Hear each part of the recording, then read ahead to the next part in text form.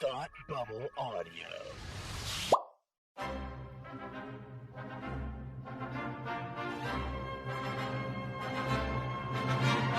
Look, up in the sky! You will never find the more wretched hive of scum and villainy. Welcome to Beer with Geeks with Tim and Frank. Who are you? I'm Batman. I am Iron Man. Your friendly neighborhood Spider-Man. Hi, Christopher. I'm Nero. My name is Inigo Montoya. You're a wizard, Harry. A couple of guys with a couple of beers and a whole lot of pop culture nostalgia. Make it so, number one. Ladies and gentlemen, the Beatles. Name the dog, Indiana. Life finds a way. I am serious.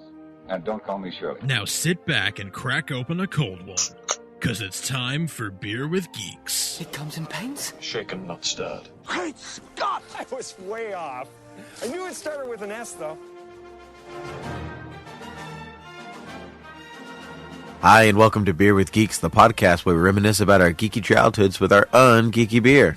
I'm Tim. And I'm Frank. And Frank's beer of choice today. My beer of choice is Brooklyn Brewery's East India Pale Ale. What about yourself, Tim? My beer of choice is Mick Ultra because of the calories. Was it 90, 95? 95. 95, yeah. It's pretty bad. It's not bad. It's not okay. I am working with what is available to me right now, but I am of the Miller 64 variety when drinking up the light beer. I do enjoy Miller 64, which, yeah. I mean, here's the thing. The light beers, like Bud Light or you know, a normal, a typical, you know, Coors Light, whatever, those are fine. But if I'm going to drink a light beer, I actually do sort of prefer the Michelob Ultra or the Miller 64. Yeah, as opposed to the Bud Light? As opposed to the Bud Light. Well, you are going against America, sir. Did you know that? I did. There was a little thing that popped up. I don't know if you saw it. Every country's most popular beer. Oh, I know. And Bud Light is overwhelmingly the United States' most popular beer. Yeah, which I find very unfortunate. Yeah, I actually think it's funny that Budweiser is actually Canada's most popular, and that's Bud Light interesting. I is didn't know that. America's most popular. So it's like the hard stuff in Canada, and then you get down to the light The stuff. light stuff in America. Yeah.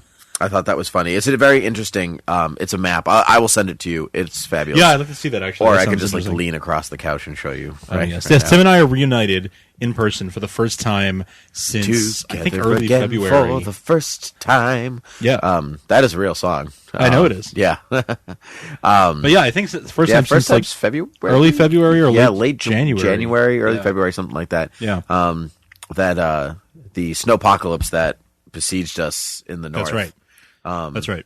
Was not our friend. Nope. When trying to get together to record. It was not kind to us. So we're back together in person, and we are finally coming back to talk about Star Wars again. That's right. Yep. It's part 2 of our year of Star Wars. Yes. Part 2, episode 2. That's right. Was it the Phantom Menace? Like, oops. Yeah. Attack of the Menaces. Yeah. Episode Attack of 2. the Phantoms. The Phantom Sand. Yep. The Phantom. It gets everywhere. It gets everywhere. Even the Phantom Sand. Even the Phantom He's just sand feeling the sand, even though just, it's not near him anymore. It's not. No, it's like, it's fake sand that he feels even when it's not there. Oh, I agree. I All right. agree. Okay, so we're just going to hop right into it since it's going to be a long episode to begin with. I agree. Yeah, so let's, at the start of the episode, let's do where you can find us, and that way when the movie's over, we'll just peace out. That's a good idea, yeah. Well, you can find us here at beerwithgeeks.com, at beerwithgeeks on Twitter, beerwithgeeks@gmail.com. Those are the places you can contact us, and facebook.com /beerwithgeeks. And of course, we also have Supergirl TV Talk, our latest and greatest podcast. Indeed. Where we most recently spoke with Sterling Gates, who is the writer of DC Comics' Supergirl title for several years, there from about 2008 to 2011.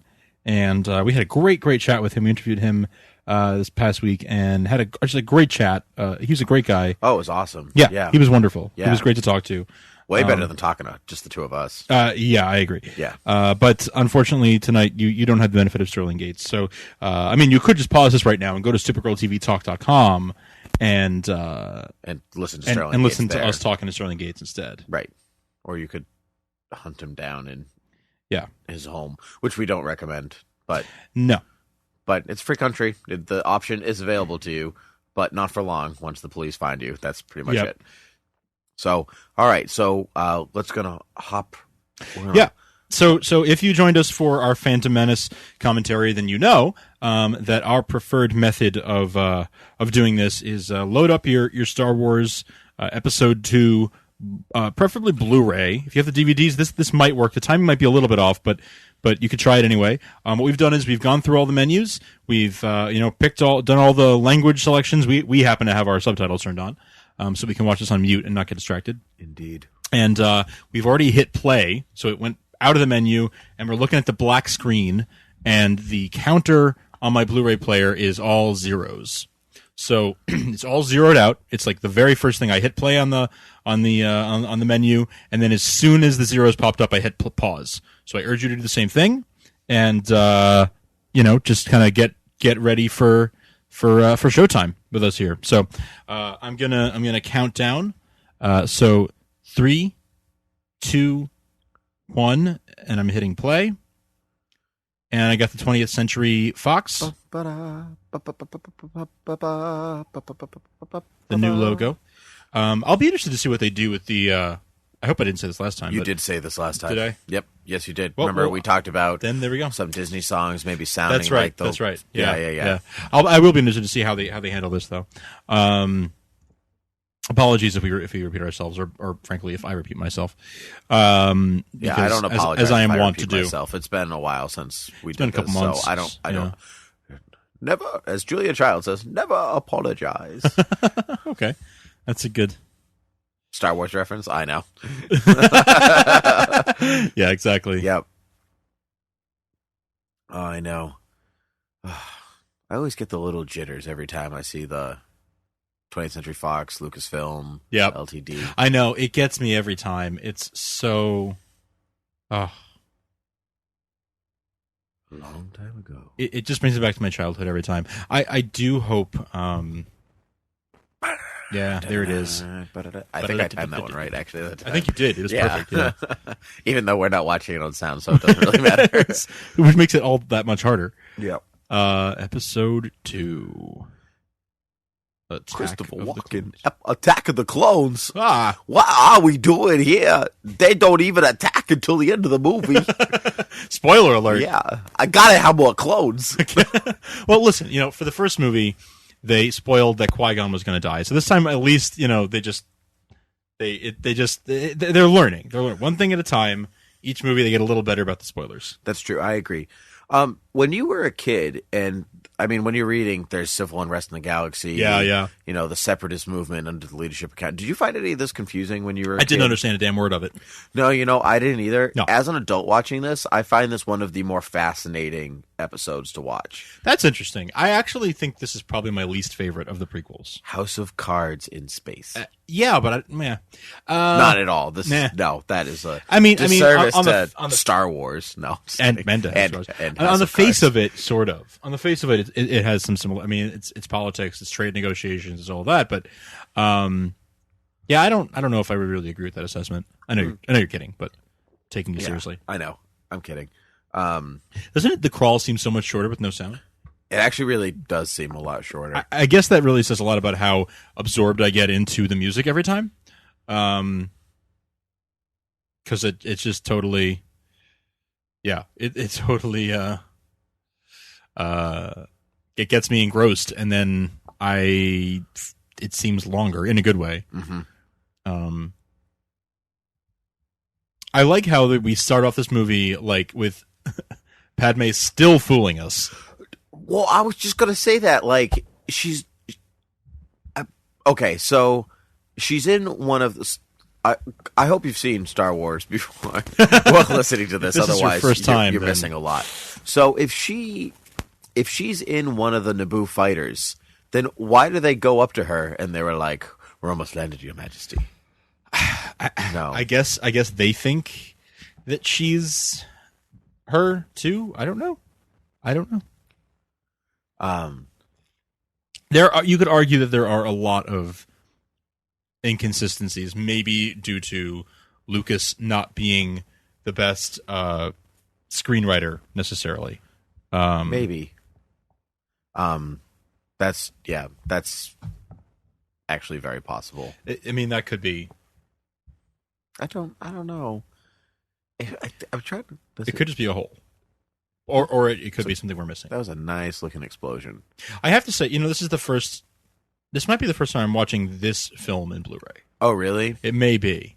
I don't remember if I've seen this one, and it actually, I have to say, the effects look better here. Now, I don't know if they did anything. If they doctored them. Yeah, I don't know if they did like a special edition.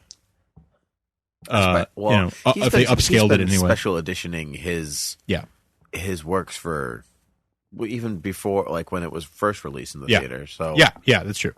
I don't mind. Actually, I'm one of the weird people that don't mind him doctoring them every time, because otherwise the movies become dated in their own way, and then maybe it's harder for younger generations to get into Star Wars that way. It's true. I did recently download. So there is a fan edit of the original trilogy called the Despecialized Edition. Oh, okay. And so there's this this fellow, or I'm not sure if it's a guy or a team. And what they've done is they've taken the original trilogy and they've found high def versions of, because you can only get the original trilogy, the unedited original trilogy. You can't get it in high def anywhere. You get it in DVD resolution, which was ripped from the laser discs. But you can't get anything better than DVD quality. This guy or his team, I don't know which, found every like TV version of the movie that was upscaled to HD and shown on like TV and stuff, but was the original version before the special edition, so the theatrical cut. And he pieced together the entire original trilogy, pre-special edition, just theatrical, as close to the theatrical cut as you can get. I want to just Yoda on the chair at that moment, just like he's gone, he's not there. His position was super funny. I've never seen it before. Really? But he's chilling. He's got this little smile on his face, and he's like, I know what's up. Like, I'm Yoda. What's going on, girl? Like, this was our first digital Yoda, too. Yeah, it was. Yeah. Yeah, we'll talk about that in a second. Sorry, finish your story, and then... no, I mean, that was really it. So, like, I've seen some of the clips. I haven't watched the films all the way through yet, but it looks really good. He's found these high-def versions of the original trilogy pre-special effects, and it looks pretty awesome. And just to go back to what you were saying, like, yeah, like, modernizing it is... I think there is some merit to it, but I really, as an adult anyway, I really enjoy the old-looking effects for their own sake. Yeah, I think so too. But when the idea is to bring in new people, like you always have to consider not just the fans who have found it. Yeah, that woman in the back of Princess Amidala looks like now it's not Rosamund Pike. Rosamund Pike. She was in The Australian. She's in Neighbors, and she's in X-Men First Class, and she's in Neighbors. And she's in First Class. Shoot. I'm usually good. What character did she play in X-Men First Class? Moira McTaggart. Oh, wait a second. See right there. Yeah, no, I do see her. It looks behind like Padme. Yeah, Rose Byrne. That's her name. It looks like Rose Byrne. Was Rose Byrne in this movie? Is that actually Rose Byrne? I don't think so. I don't think so either. I see the resemblance, but I don't think that's necessarily her. When did this movie come out? People are probably shouting at her. Oh, it is her. It is her? Oh, my God. There it is. Rose Byrne. That actually is her. Wow, I'm so good at this game. Good job. Oh, my goodness. Good job. Cheers to that. Thank you. I just tagged you with my phone. Tapped the phone cheers. Phone cheers. Beers and cheers. Oh, the Obi mullet. Yes. I want a Obi-Wan a mullet.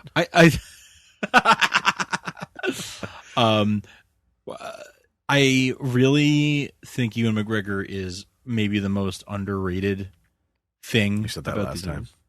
I really do. I know. I really do think so. No, especially in these two later films, because he was kind of overshadowed by Liam Neeson the first time. I agree. And then literally overshadowed Liam Neeson so called. Well, yeah, right. Okay, I have to say, I am actually seeing the datedness of some of these effects already. Oh, yeah. I always, even when they came out in the first place, I always found the green screen rooms awful. It's the worst in this movie. I think it's the most obvious in this movie, because in episode 1, there's a lot of practical effects. In episode 2, I think he went a little crazy. Episode 3, he did too, but Yeah. we're only 10 years out from episode 3, so I feel like it hasn't gotten to the point where it looks super dated yet. There's something about her apartment that always looks dated. Like they never get carpets right or something like the that. lighting, it's Jar Jar walking on the carpet. You can like see this like fake shadow under him that just doesn't look real. There's a couple things. I mean, and this is a 2002 movie. Like that's going to happen. Right. You want to go back to Star Wars 77 and be like, well, what yeah, looks exactly. dated? Yeah. So, but I guess it's. I can't stop looking at Rose Byrne now. Like, I think her name's Dorme. I think you're right. I think it's Dorme. Yes.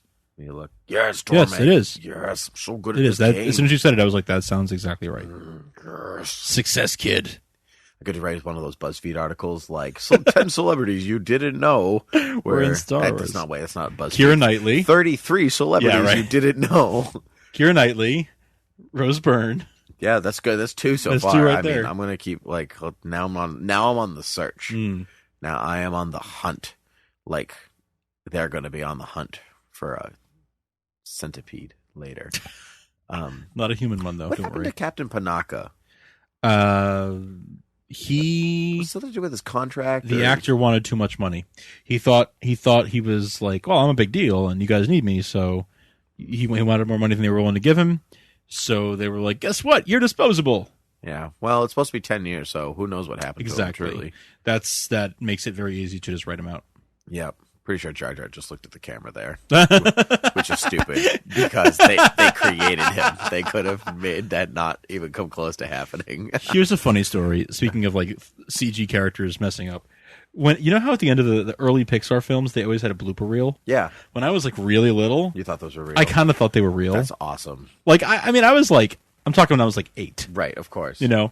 And I saw like A Bug's Life, and I was like, "Oh, that's so funny!" Like they messed up. Like, and then like only a little later, I was like, "Wait, how could they mess up though? That's not, huh?" No, what? Zam Wessel. Oh, good, nice job. Mm-hmm. I mean, he's just saying Zam right now, but I didn't know her last name. I wasn't even looking. No, well, you said it before. He said it. So. Okay, there it is, Zam. Zam could be no mistakes this time. She veils her face because she's a changeling. I love, even though people are Captain Typho. That's his name. I was thinking that too. I was like, what is his name? Yeah, Panaka's replacement. Quiet as a tomb. Way to be super like morbid, Anakin. I mean, you couldn't be like quiet as a mouse. I think this quiet as a Tatooine rodent. You know, I really think quiet as a womp rat. Nothing. Yeah, quiet as a womp rat would have been. Are womp rats quiet though? No, like not until you bullseye them. Boom from your T-16 T16. Back home. Even in the Star Wars universe, my nerdy doesn't extend to vehicles. Oh, mine doesn't usually either. Yeah, but, no. I know the famous ones. Although we might have to next year with Rogue One. Oh yeah, we're totally gonna have to. We have to bone up on our S-wings on our different vehicles, unless they're all just X-wings. You know, I think the only way to do that and to do it justice is for you and I to get a bunch of Star Wars Legos and put them together while we talk about Star Wars vehicles. Okay. On this show. Okay, I still have 2 bags of unopened Star Wars Legos from the Target. Do you really? Register that we've never used before. Yeah, I was just cleaning my house the other day, and I was like, "Hey, toys! I haven't moved these in like 3 months." I have a bunch of Legos. I think I have my Lex Luthor battle suit. Yeah, the one that's staring at us. Fighting right there. Fighting Superman and Wonder Woman. I put it up there to keep it away from my cats, but I think I'm going to. I think I'm going to donate it because I just I don't have a place to keep it anymore. Right on. And I'm not going to keep it for no reason. So I think I'm just going to donate it to some kids who could play with it and enjoy it more. No, you should. That's a wonderful thing. I think I will. Know who would do something like that? Obi-Wan a mullet. Oh, yeah. Obi-Wan a mullet? Do you? Yeah. You've made a commitment to the Jedi Order, a commitment not easily broken. Do you like my Obi-Wan? It's pretty decent. It's pretty decent, right? Pretty good. Yeah. Yeah. You know James Arnold Taylor, but it's pretty good. Yeah, well, nobody's James Arnold Taylor. He's fantastic. I have to say, I really do see the green screen lines, outlines around all the characters and stuff when they're in those environments. I know, but it's also early green screen too. I mean, you can't, like we say, you can't fault him for old technology. I know, but it's almost more distracting to me than the matte lines in the theatrical versions of the original trilogy. See, now that's funny because the matte lines have always been distracting me, even as a little kid. Yeah, matte lines have always bothered me. I didn't even notice them as a kid, to be honest, and I do obviously notice them as an adult. But why would an assassin hire an assassin? Like, if Jango Fett is hired to kill... He's a bounty hunter. So the bounty hunter hires the assassin. Yeah. Okay, he's like subcontracting it out. Okay, no, that makes... I get it. It's just...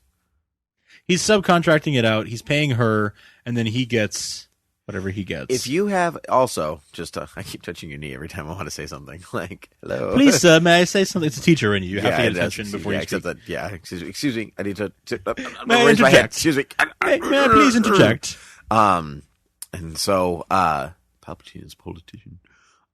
Very good, Obi-Wan. Very good. You got a gold star. Yeah, subtext. I almost lost my train of thought, just like they did at that very moment. Okay, so if you have a droid, that was super cool. That is super cool. Slices them in half. Slice and dice. Precision. And so, boom. Actually, I love this whole I sequence. do love that shot, It's yeah. really, really cool. If they have a droid that can open up glass like that, why wouldn't you just then sniper her in the head?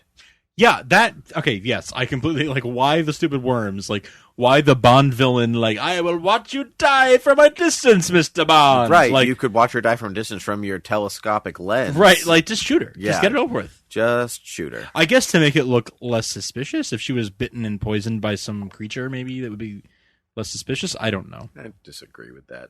Maybe that's the thinking, though. I don't necessarily agree with it either. I agree. I disagree with...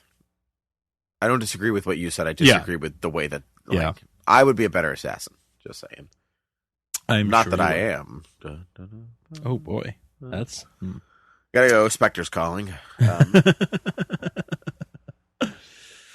Jedi Voodoo. Yes. Right on. I hope they're in line. With oh, man. It is for us. This is... Yeah. Do you remember the first time you saw this film? Yeah. 2002, I was a sophomore in high school. Mm-hmm. And who did I go with to see this movie?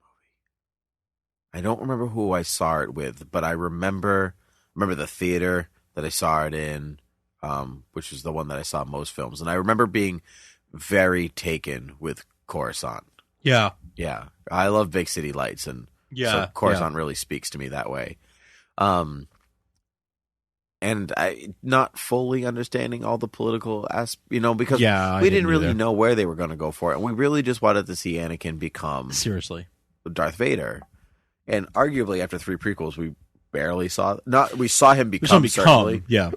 But we didn't see Darth Vader. We wanted to see, I think we were all looking forward to seeing more Darth Vader.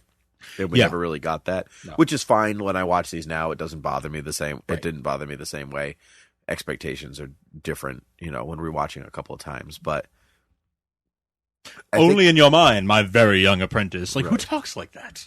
Obi-Wan does. My very young apprentice. Even that seems like off for Star Wars. He's not young really anymore. He's been his apprentice for 10 years. Yeah, but he's calling him my very young apprentice. Right, that's what I mean. You're agreeing with me. Okay. Yeah, he's really not young anymore. He's not. I mean, he's a teenager, or maybe like. How old is he supposed to be? Like 20 or 18 or something like that? Supposed to be 18, I think. Ages are... Well, they never really say how old he is. Well, actually, I guess he was supposed to be like 8 in the first one, right? He's supposed to be, but they've never actually... But nowhere in the film does it say... No, it does. I'm 8 years old, and my name is Anakin. So, but our understanding is that he's supposed to be roughly 8, 10, somewhere in I would assume that he becomes Darth Vader around 25. Yeah, I'll buy that. Because I think the Clone Wars is supposed to last 5 years... Yes, according to the TV show, it's a 5-year war. Yeah, that sounds. Yeah, if I'm remembering this correctly, whether it's stated explicitly or not, that sounds about right to me. Yeah, let's put it that way. I think it was originally supposed to be 3, and then it became 5 because of the show TV series. Yeah, and so let's say he's 10. Yep. Let's say that makes it less weird. Because it makes his relationship with Padme less odd. Mm-hmm. If he's 10 and she's supposed to be 14. That's right, yeah. He's 9. He's 9. He's supposed to be 9. He's 9. He's 5 years. You know how I remember that? Because he's just 9 and she's 14. Yeah, he's gonna marry her someday. Thanks, Weird Al. I just watched that video for the first time. Did you really? Years. The first time in years. It's on the Blu-ray bonus disc. They have on the bonus disc there. One of the bonus discs. There's a whole thing of just parodies, Star Wars parodies, like the most famous ones. And yeah, that's one of them. There's like a Simpsons episode, like the one with Mark Hamill, as Luke Skywalker. In Springfield. It's Luke be a Jedi tonight. Luke be a Jedi tonight. Sam Wessel. Oh, look! Her face is going to change. Look! Oh yeah. Actually, the oh no, I thought the Mark Hamill episode of The Flash was on tonight, but I'd be lying. No, I think that's next week, isn't it? Yeah. Run.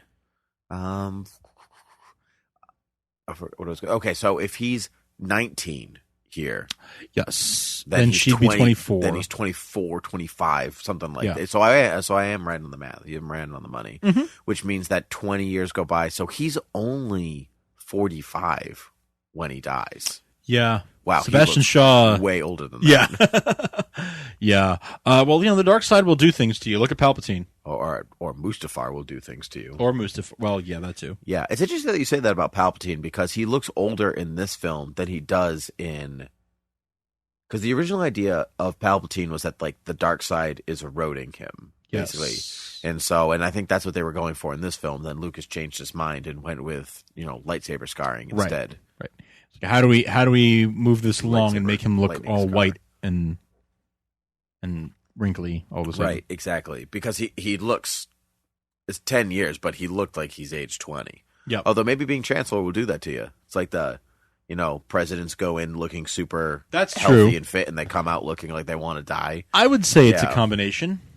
Of the responsibility, but in his case, I don't think he has. Well, you could say he either has more or less stress. Yeah, nice catch.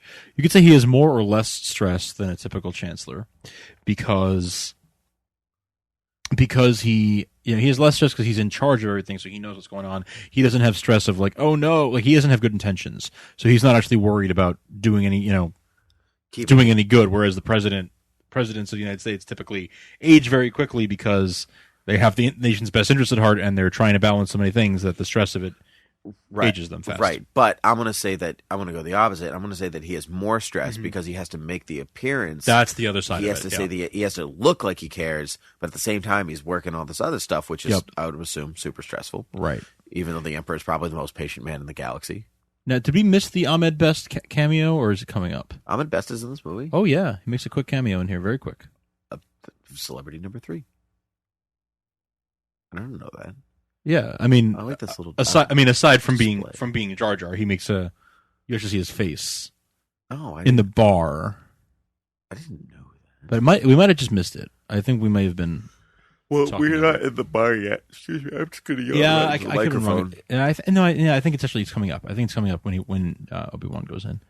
I like that the billboard over there are the members of the Cantina Band. Yeah, I know. I love that. All right, let's take I love this death stick scene. Yes, the death sticks. Patience. His eyes are super green. Good Lord. Yeah. In this scene, anyway. Aren't they usually blue? I think his eyes are usually blue. Yeah. I don't know what's happening. I guess it's just like the yellow reflecting off of them. Oh, yeah. No one is as nitpicky as Star Wars fans.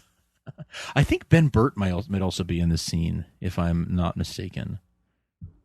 But I could be mistaken. I'm going to go against what you just said, and I'm going to say that comic fans and Harry Potter fans are just as nitpicky as Star Wars comic fans for sure, yeah. But, most of the time, they are the same fans. I was going to say, we overlap, so. Oh, yes. I am of the 3. Oh, yes. They complete a trilogy of fandom, although my fandom knows no bounds. Yeah, I was going to say, it does. Don't limit yourself to 3. Yeah. Or drink. And she's just like, I want to drink. So pouty face. Almost forgotten Jedi power. Pouty face. That's Ahmed Best. Oh, yeah. No, we did not miss it. Yeah. Oh, here it is. Yes. You want to buy some death sticks? You don't want to sell me death sticks. I don't want to sell you death sticks. You want to go home and rethink your life? I want to go home and everything. I love that. It's such a great callback. It's one of my favorite moments in this film. I think George Lucas does moments really well. He does absolutely do great moments. Yeah. He does do great moments. Yeah. And so sometimes you just need... I just think that overall he's not the best screenwriter. Yeah. I think he is a good great director. Oh, yes. storyteller. I think he would be better off writing the story and leaving someone else to write the screenplay. That's just my personal opinion. Yeah, I agree. Well, I mean, it's I not don't- something you really have to think about anymore. Yeah, it's true. I don't think of it as an insult. Tyson Okay, wait. I Daniels. think we're gonna see Ben Burt. Oh no, Anthony Daniels. That's who it was. Oh. Anthony Daniels was right there, and then on the best right after him. I did notice Anthony Daniels. Yes, But Anthony I never, Daniels. And when you say it, I was like, oh. Yeah. I do know Ben Burt is. Don't you mean Padawan business? Not a Jedi yet, as everyone is fond of reminding him. I know. Poor kid. I'm bullying him through the TV screen. Imagine if like some genius was like bullied through school and like always told like you're not a doctor yet. Like, oh my god, Albert Einstein, you're not a doctor yet. Yeah. Like, you're not. You just work at the patent office. Yeah. Like, you know what I mean? Like, that would be that. That would be actually very simple. Like, they would of course turn evil and use their knowledge against us all. Of course they would. It's like that. It's that Dane Cook joke where you bring the guy at work that you think is gonna go crazy at work, bring him candy every day. So when he gets to your office and he's like, "Thanks for the free candy." Yeah.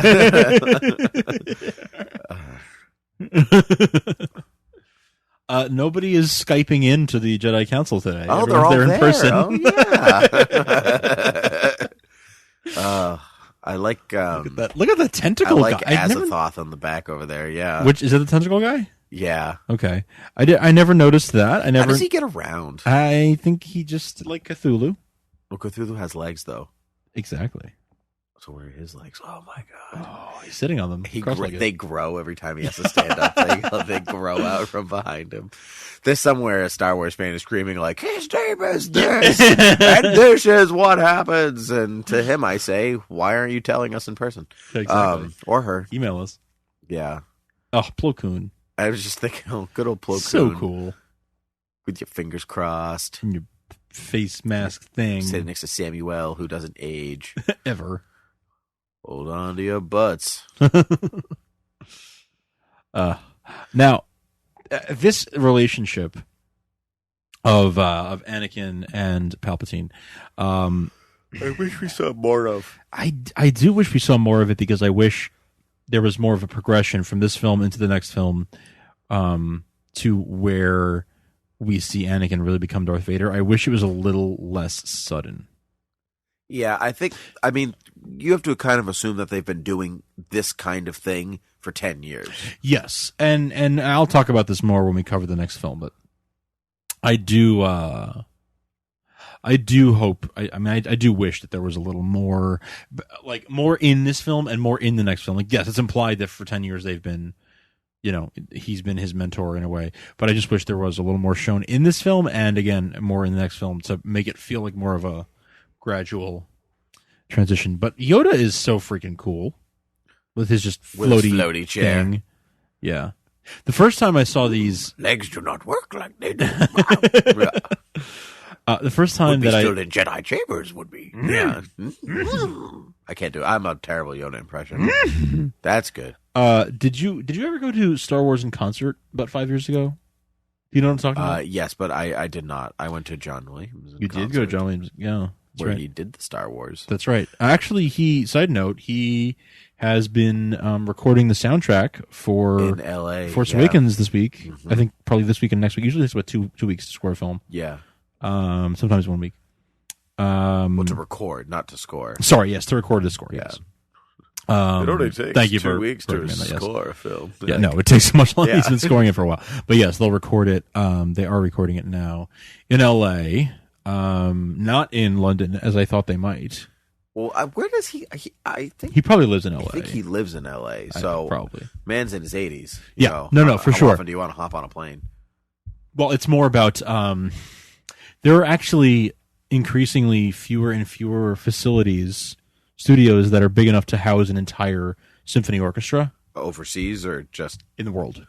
Oh, that there are is very few devastating. recording studios that are big enough because there's no point in keep operating a studio that's that huge because there's really not much of a need for it these days anymore. Very much. So I know why people think that. I disagree with that. I know, but I'm saying, like a live sound. I'm talking about a business need. Right, that's what I mean. I understand why people think that. So stop using your Jedi powers to show off. Padawan rule jerk. number 1. Oh, You're just wait till he's slicing pears. Oh, yeah, right. He. What's the point of that ball thing anyway? Just powers for Anakin to show off. Yeah, basically. Anyway, I think London and LA are two of the few cities that still have recording studios where you're able to record such a large orchestra in studio. Right. So, that saddens me. It is too bad. It's not fair. Wow, that worked out really well. That was the idea. Yeah. My timing is impeccable. What time do you think she wakes up in the morning to do her hair? Oh, that's the best question of all the questions. It's the most important of all the questions too. Yep. Do you think there are campaign ads against Senator Amidala that are like, she spent this much on a haircut? Oh, absolutely. Oh, Amidala, not for our galaxy. And she's just like, you see how much hair I got? What do you think I'm going to do? I don't wake up like this. Yeah, and they're like, we know. That's why we're campaigning against you. Yeah. I love the idea of public transport, just in general, but in a Star Wars movie, because everyone pretty much has like either, chartered a ship, or they, Rosebud's got lines. Oh, she's crying. She's such a good actress. She is really good. It's not me, milady. Oh my goodness. Wow, she hasn't really aged either. None of them have. They all look exactly the same. Oh, that mullet. That mullet dough. That hair dough. The Jedi mullet. No, I like the idea of public transportation in the Star Wars universe because it's never really been addressed before. But I mean, how often do people really go off world? Like the average person? The average person. Yeah, you're right. I mean, not. We do know that like 3PO at the beginning of episode 4 is like, oh, I do hate space travel. So that indicates that there are long stretches of time where he's not traveling. That's true. Through space. Yeah. Well, I think it depends on who he's serving at that particular point in time, too. Right. But you figure the person who's head of a planet can't be traveling off planet too much. Again, it'd be like what I mean? Well, but if he's she working is a for Bail senator. Organa. But she's a senator, so she's. It's right, like I was thinking Bail Organa. Oh, but he's a senator too. He's a senator too. So I'm but he that's like going between your home state and DC often. I guess so, but they live on Alderaan, don't they? They don't live in Coruscant. He's got a palace. But the Galactic Senate is in Coruscant. Right, but I'm saying that Bail... His family lives in Alderaan, but I get the feeling that he spends most of his time in Coruscant, like whenever the Senate's in session or whatever. That's true. You know what I mean? Yeah, okay. 50s Diner, Star Wars. 50s Diner, Dexter Jetster. So awesome. I love it. And they just go and have... Yeah. Have a burger and a beer, or a burger and a soda. I never noticed Dexter picking up his pants to cover his butt before. So get food from him. So you saw this movie the first time in the theater. I did. Did you not? I did not. What? I didn't see episode 1 or episode 2 in theater for the first time. Got a Star Wars fan. Well, I was a budding Star Wars fan at the time. Star Wars fan. I was 13, so I was in like 7th or 8th grade when this movie came out. Okay. And I was probably in 8th grade if you were a sophomore in high school. But I've never noticed he had a mustache. I know, right? I did notice that before. I noticed that only a couple years ago, not like fairly recently. It's kind of weird to see it out. Yeah, it looks kind of like what do you call What's that called? Like whales have like instead of like teeth, they have like the big bristles. Baleen. Mm-hmm. Yeah, kind of looks like that. Yeah, I like whales. I like turtles. I like turtles. I saw this movie for the that first time. video in years. I know, right? The first time I saw this movie was actually a bootleg VHS. Oh, That my cousin who lived in New York City and would buy, bootlegs in Chinatown, got a bootleg VHS where someone had shot it off the movie screen in the theater, and brought it to me. He was like, "Here, you want to watch Star Wars?" And I was like, "Oh, cool, the new one's out already." And he was like, "Yeah, something like that." And we watched it, and I was like, "This is not." He was like, "I mean, don't worry about it." Yeah, and that's Aunt May. There's Aunt May, who is the keeper of Jedi archives. Oh, nothing would exist without her, as she is about to tell us. Oh yes, yes. But yeah, that was my first time seeing this film, and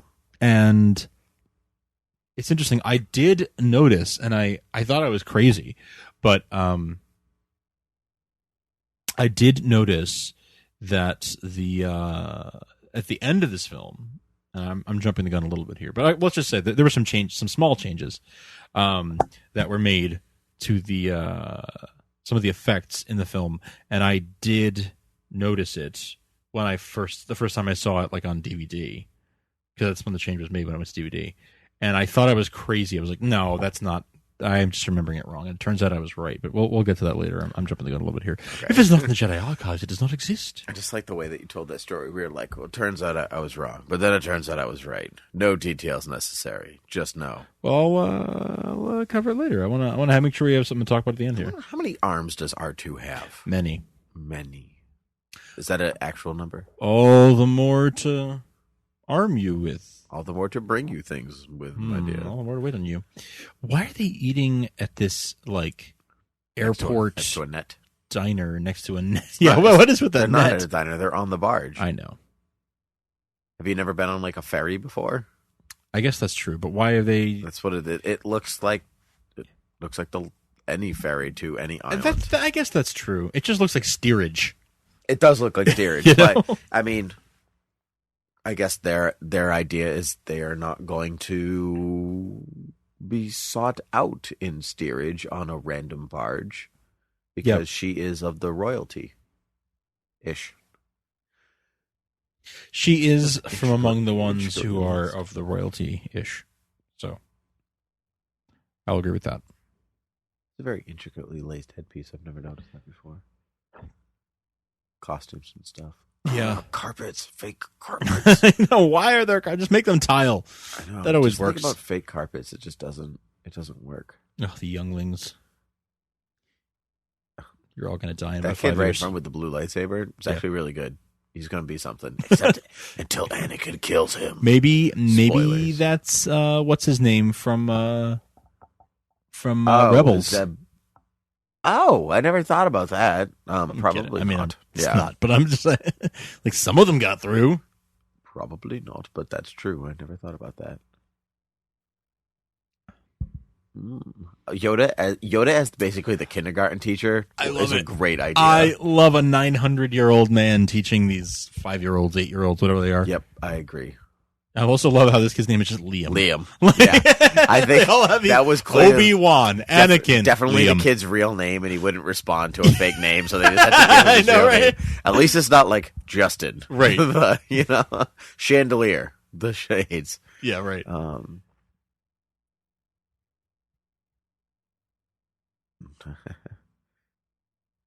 Now, there's something about this that I like that. I like that they have the kids figuring it out, yes. But at the same time, I'm like, Obi-Wan, come on. Yeah, exactly. Come on. Someone must have erased it from the archive memory. Like, come on. Like, that didn't cross your mind at all, Obi-Wan. Yeah, come on. Truly wonderful the mind of a child is. The Padawan is right. Yeah. I mean, that seems pretty obvious to me, Obi-Wan. Come on, Ben. Obi-Wan's like, yeah, I'm gonna sidle my way here. Are you smarter than a 5th grader? Exactly. Apparently not. Apparently not. He's smarter than a 5-year-old. Apparently not. Apparently not. The answer to that is no. Only a Jedi could have erased those fires. But who and why? Harder to answer. Indeed.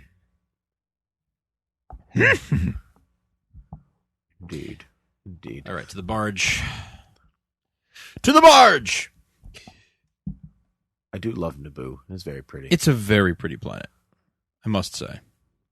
Do planets... That looks like that. Wait, earlier, before we were on mic, you were showing me this building in... Oh, yeah, I was showing you a building in Budapest. That looks just like that. I mean, not just like it, but it's not the same building. Definitely very similar. Very similar. Was it Budapest? It was Bulgaria. Bulgaria. Just Bulgaria. Kidding. Just kidding. I was like, come on. Just kidding. That was only like 45 minutes ago. Yeah, I know. But like, wow, that actually does bear quite a resemblance. It's not the same building, but but it's similar design. Very similar. It's very cool. Look, it's so real, so nice. I know. Like, so nice. I have been thinking about, seriously thinking about trying to join the 501st. Oh, really? Yeah, I would really. C.O. Bibble, good old C.O. Bibble, still, running around like Chicken Little. Actually, C.O. Bibble, Chicken Little kind of sounds like the same. It does. I'm telling everyone the sky's falling. The sky is falling. The sky is falling. There he is. He's just. It's outrageous. Newt Conroy is the something of the something. Don't worry, he'll die. It's fine. Yes. Why am I here? She's like, oh, we just keep him here. Fills the seat. Yeah, exactly. He's like, the way he stands, he's like, oh, do I really have to stand up? I hate my job. This is the worst. Rough day at the office. Shiny headpiece. She doesn't like to do her hair the same way. She's all about the headpieces. Yeah. No. Oh, Anakin's not a Jedi, yeah. I mean, it's just like, excuse me. I would have liked to have seen that cut scene, the deleted scene, with Padme and her family. Actually, maybe it would just make me angrier. Oh, yeah. The one with her family where they're like, he likes he's you. cute. Yeah. I think it would have been nice to see Padme in that kind of human type emotional area, because she doesn't really get a lot of that. She's so focused on the job that she never really gets to that point where she's like, oh, I can like a boy. Yeah. Yeah. But I mean, he's always so like, I've obsessed about you for years. Yeah, exactly. So like brooding and yeah. Just think about the heads-up displays looking better in this film that I never really cared for. That they look, Camino, one of my favorite planets. I don't even know why. It just looks so cool. I love the constant rain, thunder atmosphere. Just like everybody on the planet is reading a book all the time. Yeah. That's actually all drinking tea next to their windows. Right. This is what every day. That's their life reading on Camino. If you're not cloning.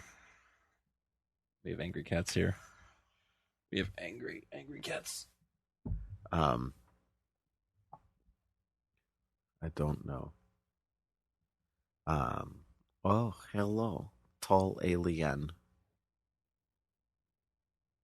Yes, indeed. Okay, really tall alien. I like this. Camino ones are so interesting. Well, I like that they look like classic extraterrestrials. Yeah, that's true with the eyes and the It's shape of their almost like heads. their eyes are very like, I've got That's a really galaxy true. in my eye. It really is like Cool doors too. the sort of stereotypical alien, like the Greys. Yep. Thing, but just very Their tall and hands, skinny. only 3 fingers. Yeah, wow. Very yeah. Area 51. You know, I never really thought of them that way, but that is exactly what they are. They're like the giraffe versions. I like how you can just land on this planet and they introduce you to their prime minister right away. I know. No one's been here in 50 years. We're so excited. Here's the prime minister. He's the prime minister. Welcome. Of our whole planet. He's got a fin on top of his head. That's how you know he's important. He's got a. Oh man, it's so true. Those seats got a don't mohawk. Those seats don't look comfortable at all, though. You got to sit on the edge of them. I know. If you fall back into them, you're like, oh, help me. I'm on the edge of my seat. That means nothing here. What are you talking about? Yeah. We all are always We're always on the edge of our seats. Master Cypher Diaz. Master Cypher Diaz. This Although- is the part that always confused me when I was didn't younger. understand it. I did not understand. This was not made clear. This was not made clear. You have to like read think pieces or talk to really big fans who've read some of the novels to really you have understand. So Master Cypher Diaz was killed almost 10 years ago. And so I'm still a little confused. So Master Cypher Diaz was in league with Palpatine and Dooku. Yes. And when Cypher Diaz died, Dooku kind of took over for him. So, right? I think so, yes. I have to remember all of the details as I knew them. But I have read on this, and I did know at one point what exactly the story was. But yes, Cypher Diaz. I did. Cypher Diaz commissioned the clones. I think he was in league with Tyrannus and Palpatine. Tyrannus is also Dooku. Tyrannus is Dooku, sorry. And I... No. Wasn't it Tyrannus came when he was still a Jedi? Dooku came and I got it. Commissioned the clones. Go ahead. Go for it. Oops, nope, that's an ad. Cypher Diaz was a male human Jedi master. This is from Wikipedia. The best source. The best source for the Force. He was a male Jedi master who served the Jedi Order during the last decades of the Galactic Republic, when the Sith were revealed to have returned during the invasion of Naboo and 32 years before the Battle of Yavin. Master Cypher Diaz secretly commissioned the creation of a clone army, placing an order with the Communion government before he was murdered by his best friend, Count Dooku. Okay. Oh, okay. That makes sense. Yes, indeed. Yeah, okay. I had remembered it. I had remembered it a little bit differently. I had remembered that he got that he was murdered by Dooku, and then Dooku went and pretended to be him in order to commission the clone army. So I remembered that a little bit wrong. Yeah. But I mean, that's still the point that his best friend betrayed him. Oh, kissy, Kermie. Kissy. I miss the sand lines. It's okay. No, it's not okay. Are you sure you missed the sand line? It's my favorite part. Oh, maybe I didn't. Oh no, I was reading the thing. So I think no, I don't think we missed it yet. No, yeah, because that's how he. Yeah, we definitely missed it. Okay. Oh, so beautiful. It's gorgeous. No, we did miss it because that's his lead-in line to kiss her. Right. Everything's smooth. Right. You know? Except me. Yeah, I get why he hates sand. I do. It's just a terrible line. It's just a poorly written piece of dialogue. It's a poorly written pickup line. That's really what it is. Yeah, I mean, that's exactly what it is. Yes. Yeah. Oh, so bad. The worst. I like that his armor is Stormtrooper-esque. If you look at who's this? The Prime Minister's. Yeah, cool yeah. helmet's very Ender's Game. That's true. Little Daniel Logan and big whatever this guy's name is. I knew, and I can't remember. Daniel Logan is a cool dude now. Oh yeah, tell me about Daniel Logan. Daniel Logan played young Boba Fett. He is such a cool guy. He's always at the conventions, at Celebration, and all the different Star Wars fan events. Right. And he is just like he's this young New Zealander. Temuera Morrison is Jango Fett. What's the first name? Temuera. Okay. Temuera. Okay. Temuera. Okay. I think he might. Is it? Am I remembering correctly that he just goes by like Tam Morrison. Tim Morrison. Okay. Tim Morrison. Yeah. Tim Morrison. Yeah. Daniel Logan kind of looks like Joseph Gordon-Levitt. Yes, he does. Yeah. When he's all grown up, you mean? Stronger jawline. Yes, he does. Yeah. Yes. Just a little. This first shot of so the clone troopers, like that, gave me chills the first time I saw it. Mm-hmm. Very that gave me chills. Totally gave me chills.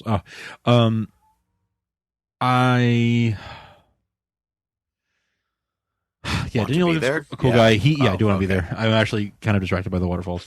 Daniel Logan, then in the Clone Wars TV series, there were a couple of episodes with young Boba Fett, and it was voiced by Daniel Logan. Oh, really? So he reprised the role there, yes. And there are people who are hoping that if they do a Boba Fett standalone film, that we That'll will just get be him. Daniel Logan. That would be cool. That would be so, because he's old enough to do it now. Yeah, that would be cool. Even though he's supposed to be a clone of Django, Yes. so he should sound like Django. Yes, but it would be cool. It would be cool to have him inside the armor. That would, yeah, I agree. Right. It would be cool. It'd be so cool. It would. I guess you're right. It would make more sense to have Tim Morrison in that, since he's a clone, but it would still be pretty neat. They're so awkward. They are very awkward. Just arguing about politics and who should be in charge, and Well, he's technically hitting. I mean, that is He's their hitting on common there. interest. I mean, if you It's think true. about it, That's this true. is what kind of unites them. but they're arguing.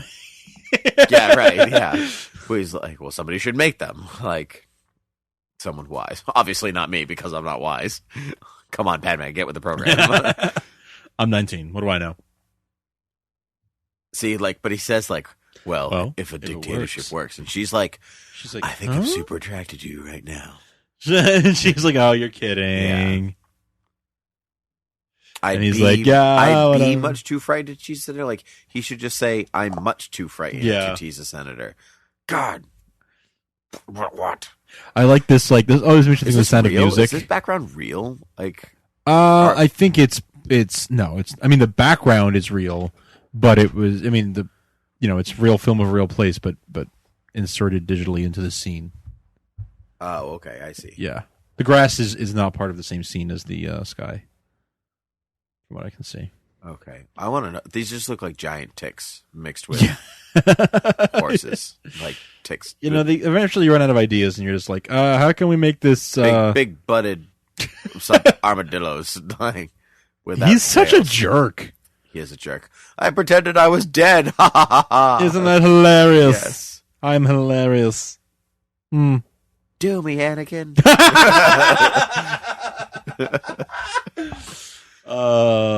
Yes. Meanwhile, on Camino. Meanwhile, on the planet where everyone's reading a book. Yeah. They're very well read, very learned. They are. You've never read Shakespeare until you've read it in the original Caminoan. Right. There's little Daniel Hello, Logan. little boy. Boba, is your father here? Yep. That's May we see him? I wish he was just like, nope, close the door.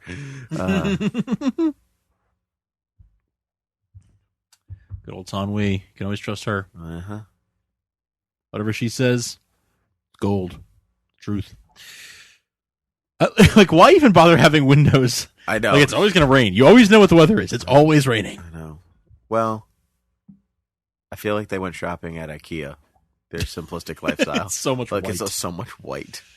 It's actually, it reminds me a lot of Attentive 4. Actually, yeah, you're very Right. true. Very Speaking true. of vehicles and ships, like before we're talking about the TC-16, TC. Oh, Tantive 4. Yeah, Yeah, Tantive right 4. on. Another famous. Wait a ship. minute, I think I Yeah. was wrong because TC-14 is a droid.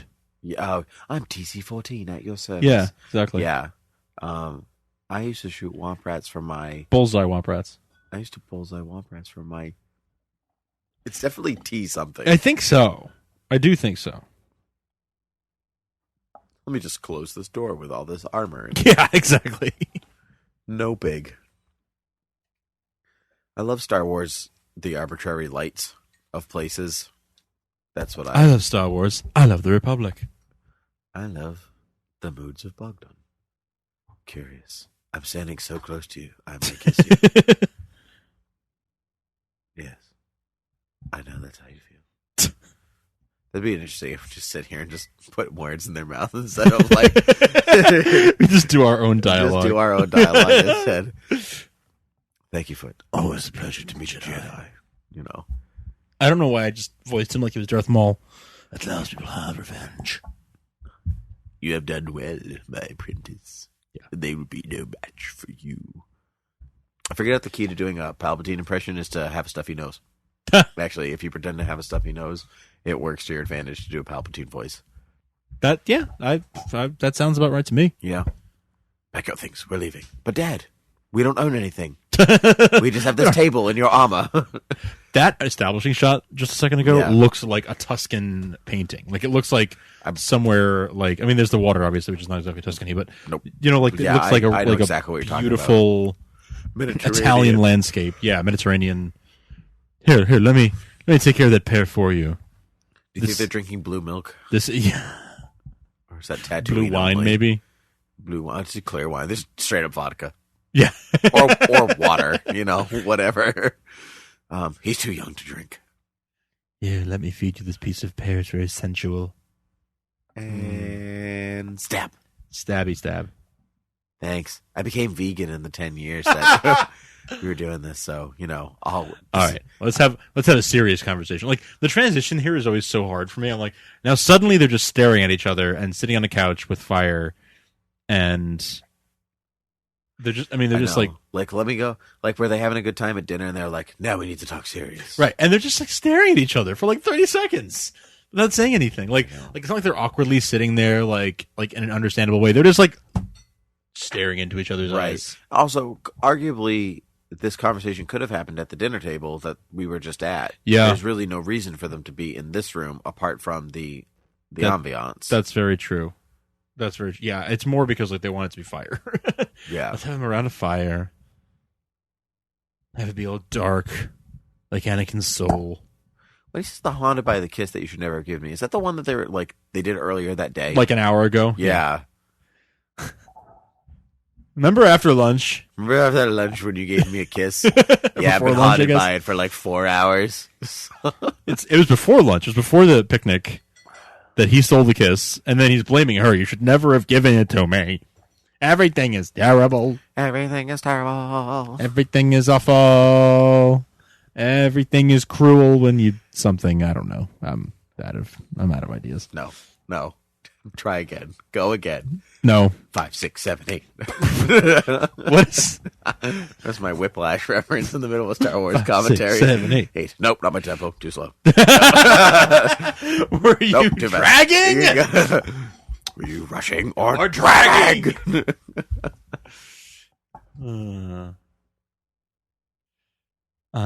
Becoming a Jedi. I'm doing this. You're doing that. Follow your thoughts to conclusion. Take us to a place we cannot go. Who talks like this about their relationship? You hop to the conclusion. Office Space reference in the Star Wars good movie. One. Yeah. I like to wear corsets after dinner. Yeah. Because I don't like to properly digest my dinner. food. She doesn't like to properly digest her food, apparently. She's like, I like to restrict my stomach now that it's bulging out because of that piece of a pear that I ate. And the other vegan stuff, too. Like she changed after dinner into... That fire is not burning those logs. It is not. Those logs are purely decorative. Yep. Mm-hmm. Well, it's a long time ago in a galaxy far, far away. Maybe this is burning some kind of other fuel, and the logs are just it's called gas. It's probably not gas in the galaxy far, far away, but it's some kind of fuel. I always thought they were great balls of gas burning billions of miles away. Wait. Oh, I know that reference, but I can't remember what it is. Oh, I can't remember what that is. Please tell me. Pumbaa, to you, everything's gas. Yes. It's the Lion King. Oh. I'm full of the references in this past 5 minutes. Well, you're full of something. It's not gas. It really is like the Milky Way galaxy in her eyes. Yeah. Like you just stare into them and see. It's gorgeous. The galaxy. It always bothered me the way that he parked his spaceship. Yeah. Because he parks where the rain is coming into the cockpit. Like he should have parked the other way, because then his shield, the windshield, for lack of a better term, would have blocked a lot of the rain. You're doing it wrong, Obi-Wan. It's because he doesn't like to fly. He doesn't get these things. Well, I'm also like, why is he sending this message from outside his ship where Why it's doesn't raining? he just go inside? When he could just get in the cockpit and send a message from because there. R4 has to record him? I guess, but don't we see somebody else doing, or just send them an audio message for? I mean, like Luke. There are no audio messages. Of in course Star there Wars. are. Of course there are. No, there aren't. Yes, there Oh are. yeah. No, Luke says they're that he'll not. rendezvous with them on Tatooine. That's Tatooine. direct. Oh right, okay. I was going to say But he's that's having a direct, call he's with them direct right call now. lining. Never mind. I was going to say recorded messages always seem to be of this variety. You're right, but this is a direct call. So I think like, that's one of the only times that you actually see that happen. You You're know right, what? it That's is. a new technology, Frank. That happens 20 some odd years. that seems backwards. afterwards. Yeah, they started with videos. Yeah. They used to be silent films where you had to charade your message to people, and then they were Okay, able to 4 add letters. said- 4 letters. First letter. Okay, Will S. you be here soon? Just shake no or yes. Okay, is it a hologram or a weird opera with flying things? Okay, it's a weird opera with flying. Okay, got it. Oh, I love All right, I cool. love So it's that an scene. opera. All right, the space opera. It's Star Wars space opera is something I want to go to. Yeah. Well, I mean, we've Well, seen it. Yeah, I know, and I want to be there at the real We one. will see it in the next film. I think our ability to use the Force is becoming a little weaker. No, duh. Like, This culminates in the next film when he's like, I sense a plot to destroy the Jedi. you didn't sense that 15 years ago? I guarantee I will make that comment when we hear that line. Oh, But I know. And it does bother me. And it's something I certainly didn't think about it at the time, but it like they're so up their own butt about their own like their own mojo or whatever. They just don't see all the pieces in play because it's been 10 years. What investigation have you done about the Sith in that 10 years? Exactly. None. That's all. That was a great shot from the trailer. Yes, I remember that. with Darth I think it was Vader the breathing. first shot from the trailer. Yeah, right? it was. Yeah. Oh, what a great scene. I remember that vividly. I made bacon. Oh, what bacon? Tell me more. I don't want to disturb you. Your presence is soothing. That's as good. is the smell of bacon. Everything. Everything in this movie is about bacon, and it's creepy. Jedi don't have snipers, but you're a Padawan, Anakin. we've Beating him down. been over this. You're not a Jedi You're yet. not a Jedi yet. Stop pretending. You say that to your own son 20 years from now. This is where he got it. Yeah, exactly. Why do you gotta beat me over the head like that? God. Deep sigh. Poor Shmi. Poor Shmi is in pain. Poor Shmi. Poor She's- Shmoo. Poor Shmus. Poor Poor Shmus. Shmi is in so much pain. She's suffering. She just, I mean, he just wants to help his mom. Just wants to help his mom. She I'll wants go to with go you. with him. He doesn't I'm have sorry, a choice. I don't have a choice. You She's like, always I already have said a that I'm choice. going. Yeah. I know. I love to say imagine like the alternate version of that scene where he just keeps apologizing. Like, oh, I'm sorry, I have Just no like choice. they're still in the Okay, ship. He's like, I'm sorry. I'm like, coming with you. It's don't fine. make me turn the ship around. Yeah. Pew, pew, pew, pew. Choo, choo, choo. All right, I won't do that. Jango Fett is pretty cool. He got better at placing his lightsaber to where the imaginary laser beams will be. Yeah. Yeah. It's real rain. I enjoy that about this film. It's not fake rain. That's true. It's not the digital. That's not digital rain. Yeah, Look at no, that. it's real. That's way too real. No, that's real. That's real. Yeah. They got rain machines. He'd be dead. Like, Oh, yeah. you did. You did, boy. You did. Oh, yeah. Oh, yeah. Oh, Oh, no. yeah. Science Just versus kicked him in magic. the chest. Obi-Wan versus Jango Fett. So I was telling you before, I kind of want to join the 501st. Oh, yeah. We never even finished that conversation. There Yeah. is a chapter here in the Boston area, and know that. I would like to join. I am deciding what uniform I need to make. So, for those of you who are not familiar, the 501st Legion is a real-life club. Really, it's a charity organization consisting of huge Star Wars fans who are so such big fans that they dress up in screen accurate homemade costumes, and that usually they make themselves, and attend charity events to raise money, usually for diseases affecting children, to raise money and raise awareness. And they're often at, anytime you see like stormtroopers at some event, whether it's your local, like your Major League Baseball having a Star Wars night, a local team having a Star Wars night or whatever, and there's stormtroopers and a Darth Vader there, that's usually members of the 501st from whatever local chapter that there is there. They're all over the world, and you know, every city has a chapter. Anyway, the way you get admission to the club is by making a costume, and after you've made your costume of whatever, you know, character you've chosen, it has to be very screen accurate. They have very strict, precise specifications you need to meet. And if you meet them and you make the costume, then you kind of pass an inspection. You're in the club. So I've been thinking about for a couple of years about trying to join, probably about 5 years. And it's just a matter of. Oh, I said I was going to get a tattoo. This is huge. I'll get a tattoo of you as a 501st. Done. So, Done. like, the one that I would like to do would be a stormtrooper, but, like, to build stormtrooper armor myself would take skills that I do not have. Like, literally, they expect you to, like, get the plastic and mill it into. It's true. Like, welcome to Tatooine. We hope that you like it here. I'm going to check my weather app to see how hot it is on Tatooine. What's the weather on now. Tatooine? Yes. Tatooine. Since we're here. Switch it from where I am. It is 109 degrees.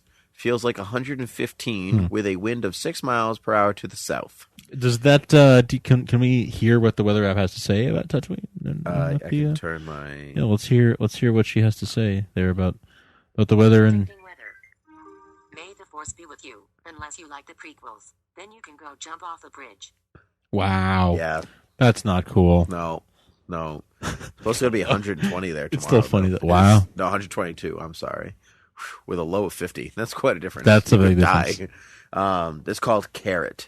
If people want to download the app, it's hysterical. She's super sassy weather. She is super sassy. Yeah.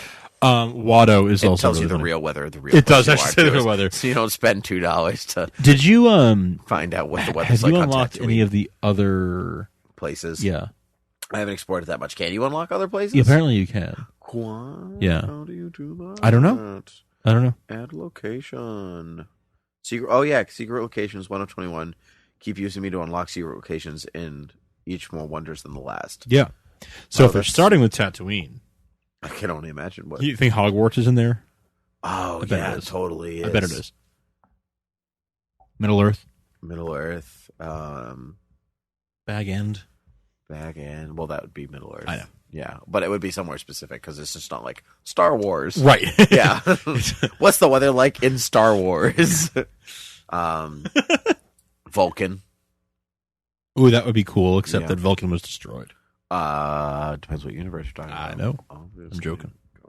I'm playing. How about that hat Watto's wearing? Yeah, or Gotham, just or Metropolis, or Bloodhaven, super specific. Well, just because it got destroyed, also. Oh, it did, but that doesn't matter anymore either. Not anymore. Well, no. Maybe Coast City got destroyed, but that doesn't matter either. Maybe it will this summer. Maybe it will. Maybe it won't.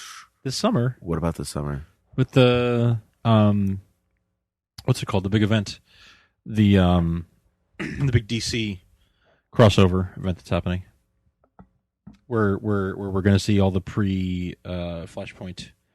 Convergence. I thought you were talking. I thought you were talking about the movie, and that's no. Sorry, what are you talking about? Like that comes out in March next year. Comics. That starts next month. It's not this summer. What it goes to the summer, doesn't it? No, it's only 2 months. Oh, really? Convergence is only because DC's moving from New York to Burbank. I know. It's only taking them 2 months. So Convergence is only March. Okay. It's only April and June. They don't have a summer event. April, May, and June. No, it's just April and May. June starts. Oh, okay. June starts regular stories over again. DC doesn't have a summer event. It's just Convergence. I'm excited for Convergence. I really am. I am too. I'm definitely not going to get. I went through my Comixology today and looked at made my pull list. Oh, did you? No, I'm not going to get a lot of them. I'm not going to get most of them, but there are. I'm going to probably get more than. I'll read a bunch of them. Like I'll read all the Superman and Superboy and Adventures of Superman and Man of Steel and, I might just get try to remember the books that I was reading before. Yeah, 52. But the thing is, then there's some interesting ones. Like there's Matrix Supergirl, has her own. Oh, does she? Yeah, she does. Peter David's. Yeah, Peter David's Supergirl. Oh, that's interesting. If you want to hear more stories about Peter David's Supergirl, feel free to Supergirl TV check Talk. out our Supergirl TV Talk episode with Sterling Gates. Yeah, but no, there is an issue with Peter David's Supergirl. That's interesting. I think it's interesting. Yeah, that's very interesting. I apparently actually have the while we're talking about these things, the Supergirl Crystal School Fiasco. Oh yes, yes, you have Crystal that? Spike. I have that book. I got it for like $2. Oh wow, a long time ago. I was looking through my books. I'm like, hey, I have actually owned you, and so which was super cool. I have not read it yet though, because sometimes you buy books for $2 and that'll happen. Don't read them at the time. Yeah, I have a short box probably that's about half full of just books that I bought and never actually got around to reading them for any reason. Yeah. I'm a little behind on my weekly books. I've been busy, like 2 weeks behind. I just caught up on a bunch of my weekly books, but I'm still like on some I'm like as much as 5 weeks behind. Yeah. Five issues behind, that is, so like 5 months behind. Right. The stories I'm not behind on are like Future's End and stuff like that, because those are weekly, and so I don't want to get spoiled. Are you reading the main Future's End title? Yeah, it's good. Yeah, it's good. Future's End, World's End, Batman Eternal, all good. Hey, look, Star Wars is about happening. Building. Yeah. Wait, what's that from? Don't tell me. Wait. Is it about I'd love to sign. What? This is about the building. I'd love to sign. Oh, Dr. Horrible. Yes. Thanks. Yeah. Anyway, getting back to Star Wars by way of a completely different geek reference. Yeah. I really like the sound of the seismic chargers in this scene. Remind me how is it like? Oh yeah. Oh, when they actually go off. Yeah, just you like get no sound for a second. I like that. That's cool. I like Ben Burt talking about that. He has a really interesting I just had this idea. What if it was like such an intense sound that you lose all sound for a second? And just it leaves you deaf for a fraction of a second, which I thought was a cool. It was a great idea. So is this hiding behind? Where have I seen that before? Hiding in asteroids is a time-long Star Wars tradition. Of middle Star Wars movies. Oh my goodness. Yeah, okay, so all right, episode 8, you're on. Have you heard about this ring theory thing? Are you familiar with this? No. Star Wars ring theory?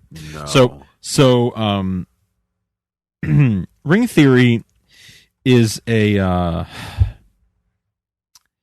it's a method of storytelling. It's a way of looking at storytelling. It's like an ancient form, and it's this idea where it's like the same story is told over and over and over again within the same story. So it's like the same tropes are recycled within different parts of in every act of a story. Oh yeah, that's true. The archetypal hero, the hero's journey. Yes, but I'm saying within the same story, you'll have some of the same things reoccur in different ways. So like in the Star Wars saga, yes, you have the same things reoccur in different ways. It's like they're like what goes around comes around type of thing. Yeah, yeah. So well, in like a soap opera-esque format, that's bingo. Right. So because if you're thinking just like in the story of Beowulf, things just happen to reoccur, and I don't because no, it's more like themes and okay, that makes a lot of sense, and story elements, not necessarily the same events occurring over and over again or going to the same place over and over again, but things like the ship hiding on the rock right there, right? Going to, I mean, certainly. Wouldn't you just call that a homage? Homage, yeah, yeah. Yeah, but isn't that what? No, it's an homage is yes, it certainly is an homage to the previous film, but this is part of a larger thing where George Lucas was actually doing. What's interesting is he did a mirror. So the theory is, I'll just keep it very brief here. The theory is if you watch, there are elements at the beginning of Phantom Menace that mirror things that happened at the end of Return of the Jedi. And the things keep mirroring each other as you move inward to the middle of the trilogy, from both ends, from 1 and 6 inwards to 2 and 5 to 3 and 4. And as you move closer and closer together, it's like the end of 3 is like the beginning of 4. Oh wow! On Tatooine with the twin sun, so there's all these other similarities. That one that we just saw being one of them. Well, see, that's good filmmaking, and that's a fan theory. Like George Lucas has never said officially that was his idea. George Lucas still calls his lightsabers laser swords, so exactly. And he calls Count Dooku Doku. So, but yes, exactly. Well, he did create that character. He never said that's true, but he never said that that was what he was doing. But it is a new theory that someone or that gained maybe not a new theory, but something that got very popular like a month or two ago. That's cool. For the first time, really got popular, and people have been talking about it. It's very interesting. That's very cool. The guys over at Rebel Force Radio, great Star Wars podcast, they did they interviewed the guy who's sort of like the chief, proposer of this theory. Oh, I think I missed that. You should check it out. I missed that episode. It was good. It was really good. So that's cool. I have a fun fact. Sure. While we're watching this scene, 2 fun facts. 1, they're not drinking blue milk. They're not. It's not the time of day, apparently. I guess not. Okay, so this guy right here, Lars. Klieg Lars, yep. Klieg Lars played the doctor of Tobey Maguire's Nick Carraway in The Great Gatsby, where Joel Egerton played Tom Buchanan in The Great Gatsby. They're both in the same movie. Oh, wow. Holla. Yep. That's it. Nicely done. That's my fun fact. Nicely done. Thank you very much. Like, your mother's dead, son. Accept it. Poor Klieg. Poor Klieg, his poor wife. I know. Oh, look. Emotions. So they had to rebuild this set because this had been basically destroyed. Because of the but this sand. is the spot where it originally was. That's right. She's got abs. Good for her. Yeah. We're going to see more of those later. Good for her. Yeah. Look, real shadows. Yeah. I actually do kind of like that shot. I think that's a pretty nice. I think George Lucas has some really beautiful shots. No one's ever really contested that. Yeah. It's just the screenwriting. Right. Yeah. Yeah. But he knows how to set up a really beautiful shot. Like that's not. He knows how to fill. He knows how to fill camera space. Yep. He knows how to fill the sides so it feels like a lived-in world. Like he's really got all of that down. A lot of it's also his production team and stuff like that too. But I mean, he's the director, he's the cinematographers, boss. It's his. It's like this is what I want to do. Make it happen. Oh, here we go. So cool. Another great shot from the trailer coming up right here. Oh, beautiful. Riding speeder bike like my son will. Riding a speeder. Right. Again, that's another. I mean, yeah. Another element that he wore a helmet, but I don't because I'm a baddest. Talking to Jawas on Tatooine. They tell me nothing of happiness. All right, I'm done.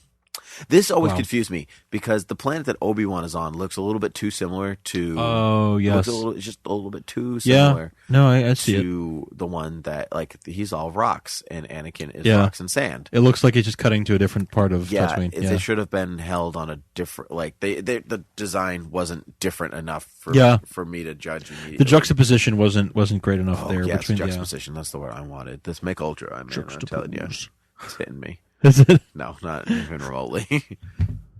No. Oh, look, we're an hour and 15 minutes into the film, and we're finally about to meet our bad guy. I know, right? The movie is 2 hours and 20-ish minutes long, so it takes halfway through the movie. About halfway through the movie. More than halfway through the movie, I made it there to get to our actual villain. Droid Factory. Ooh, this looks dangerous. I wonder if we're coming back here later. This is a nice juxtaposition to the clone factory. Yes. Anakin gets, Obi-Wan gets to spy on both. That's right. Nice. That's but even the way that it's set up, it's also, why are you wearing a brown cloak with a black shirt? This is Dooku. Like fashion, get no fashion sense. Get with it, man. So, Christopher Lee was a big get for this film. Really? I mean, what a good. I'm just saying my opinion. Okay. I thought you meant like it was so hard to. No, sorry. I mean, like that was a all really good. That was a really, it was great to get him. He's the Peter Cushing of this. Yeah, he really is. He really is, and that's. It's funny you say that because they worked together for many years. Or the Al Guinness. Yes, the Dracula films. Yeah. Peter Cushing was Peter Cushing was Sherlock Holmes, and Christopher Lee was. No, he wasn't.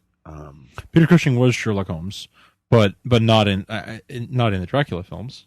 Oh, Dracula. That's no. Peter Cushing was.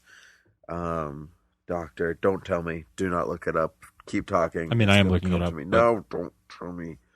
Dr. Van Helsing. Yes, I was going to say it was a movie with. Yeah, that's actually what made me. That's what popped into my brain. Sadly, that's the thing that made me remember. It was Hugh Jackman. Hugh Jackman. Yeah. I loved that movie when that I have movie never came out. seen it, actually. Oh, it's actually if you just take it for what it is, with like the monsters are all together and it's super corny and kind of steampunk and all this stuff. It's actually just fun to watch. Definitely corny in its own way. But, it's colorful and fun and just mindless 2 hours of monster entertainment. I enjoy that film. Quite a bit, actually. Not as much as The Mummy, same director, but I definitely enjoyed. Oh, this is really sad. This is really sad, but it is. Oh, yeah, no, it's really sad. Oh, poor Shmee. Porter Shmee. First an Ender Shmee. Then everything else just went downhill from there. You never move the body. I know. God, Anakin. You're such Haven't you ever seen movies, Anakin? You're such a Padawan. You're such a Padawan. God. I'm here, Mom. Jeez. You're safe. Don't you know anything about Jediing? Yeah, I shouldn't make fun of this film. Well, you can make fun of this film all you want. Maybe not the scene. No, the scene I meant. Yeah. You look so handsome. Oh, that's so sad. Oh. Heart is breaking. He was, I will say, as much as Hayden Christensen is given a bad rap for this, I think the script certainly has a lot to do with it. I think it's, I do think it's, yes, in large part the script. Because Natalie Portman isn't exactly rocking these films either, and we all know she's a good actress. So she's a great actress. I do, yeah. I mean, she's in one of my favorite films ever, Black Swan. Black Swan, yeah. No, we're friendships. Yeah, exactly. But yeah, yes, I think she's a fantastic actress. I agree. I think it's the script in large part, and also the fact that Lucas directed it, having written this script that's not so great, and then he's directing. You know, too close to it. Yeah. I kind of agree. That was a good death, way better than some other film deaths that I've seen. True. So limp. Oh. He is so sad, but this is what I'm talking about. This is where he kind of excels. Yeah, no, I'll drink to that. Yeah, because that is utter disbelief on his face that he got so close just to watch her die in front of him. And this is so formative for him because it's this drives him. Like, I'm never going to let this happen again. This can never happen to me again. This is his Batman. This is the last time. Yeah, this happens. Oh, Batman moment's over. Yeah. Well. With the children.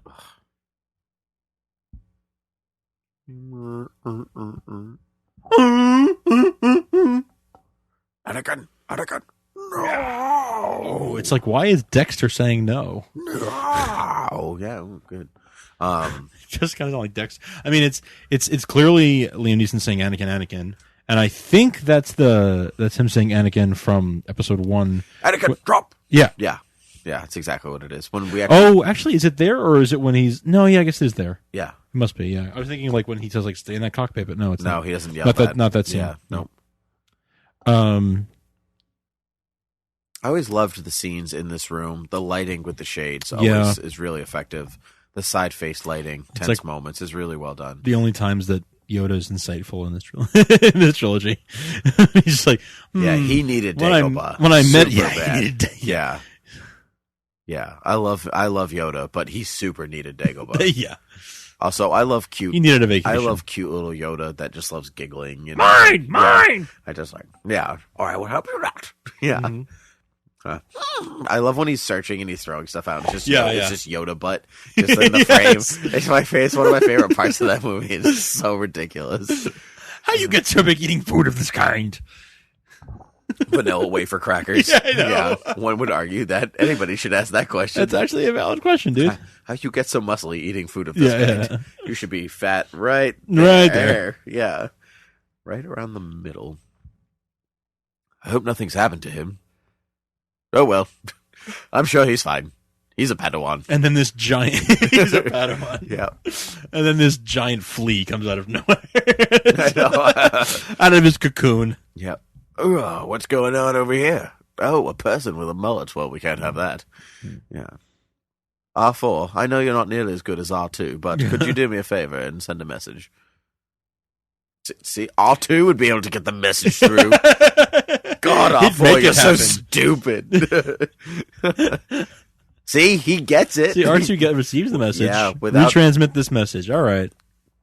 Without R2 doing all that work, nothing good would have happened. R2 is actually the hero of this entire saga. It's actually really about R2. It is really about R2. Yep. And how he doesn't change at all. Nope. And then Anakin crashed into the home because he didn't put the brakes on fast enough. How many times do you think she dropped off the back of that bike while he was driving? Yeah, right. Just like, oh no, I gotta go back. Not again. I gotta go back. This is good though. Yeah. I remember reading an interview saying that he really wanted to get into the pain of and becoming Darth Vader sooner rather than later. When he signed up, he was really under the impression that he was going to be Darth Vader a lot sooner than he was. Yeah. And there was a lot of holdback on him to be like, no. I think a lot of people assumed we would get build up for 2 films, and then the third film would be like, here's Darth Vader. Woo. Yes. Right. I think a lot of people assume that, but... And I actually like the direction that he took with it instead. Like, I like that we got Anakin as a person for 3 films. I think maybe we could have gotten adult Anakin for maybe 2.5 films. I didn't need a kid for a whole movie. But I understand the point. Actually, this prequel trilogy, really would have helped it to have a 4th film, I think. Almost. If you're going to take these films the way that they are, it would have been to its benefit to have a 4th film, also known as the Clone Wars. Basically, yeah. But I do know what you mean. If it had been a film that kind of was, if like almost like between 2 and 3, there was more of going on right now. You like what? I like her Native American card. That's true. Yeah. Right I'm going to be the best kid on the playground ever. Oh my god. I'm going to play basketball better than any of those guys. Yeah. Anakin, you know you can't do a layup. It's all Obi-Wan's fault.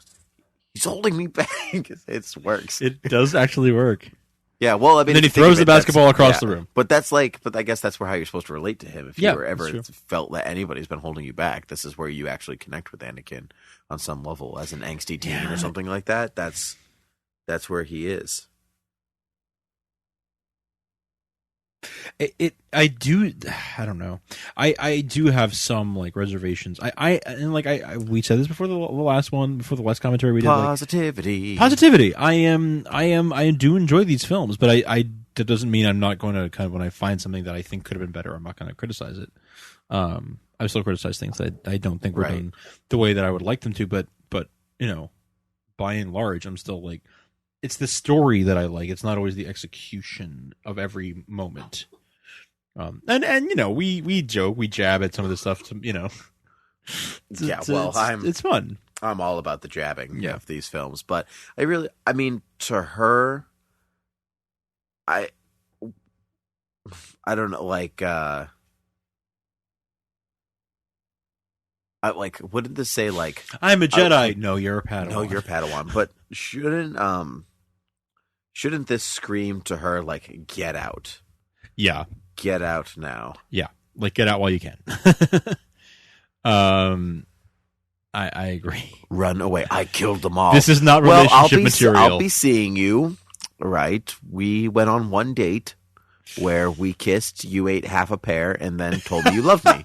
And have been thinking about me for 10 years. So, I'm not really cool with that. So I'm going to leave. Yep.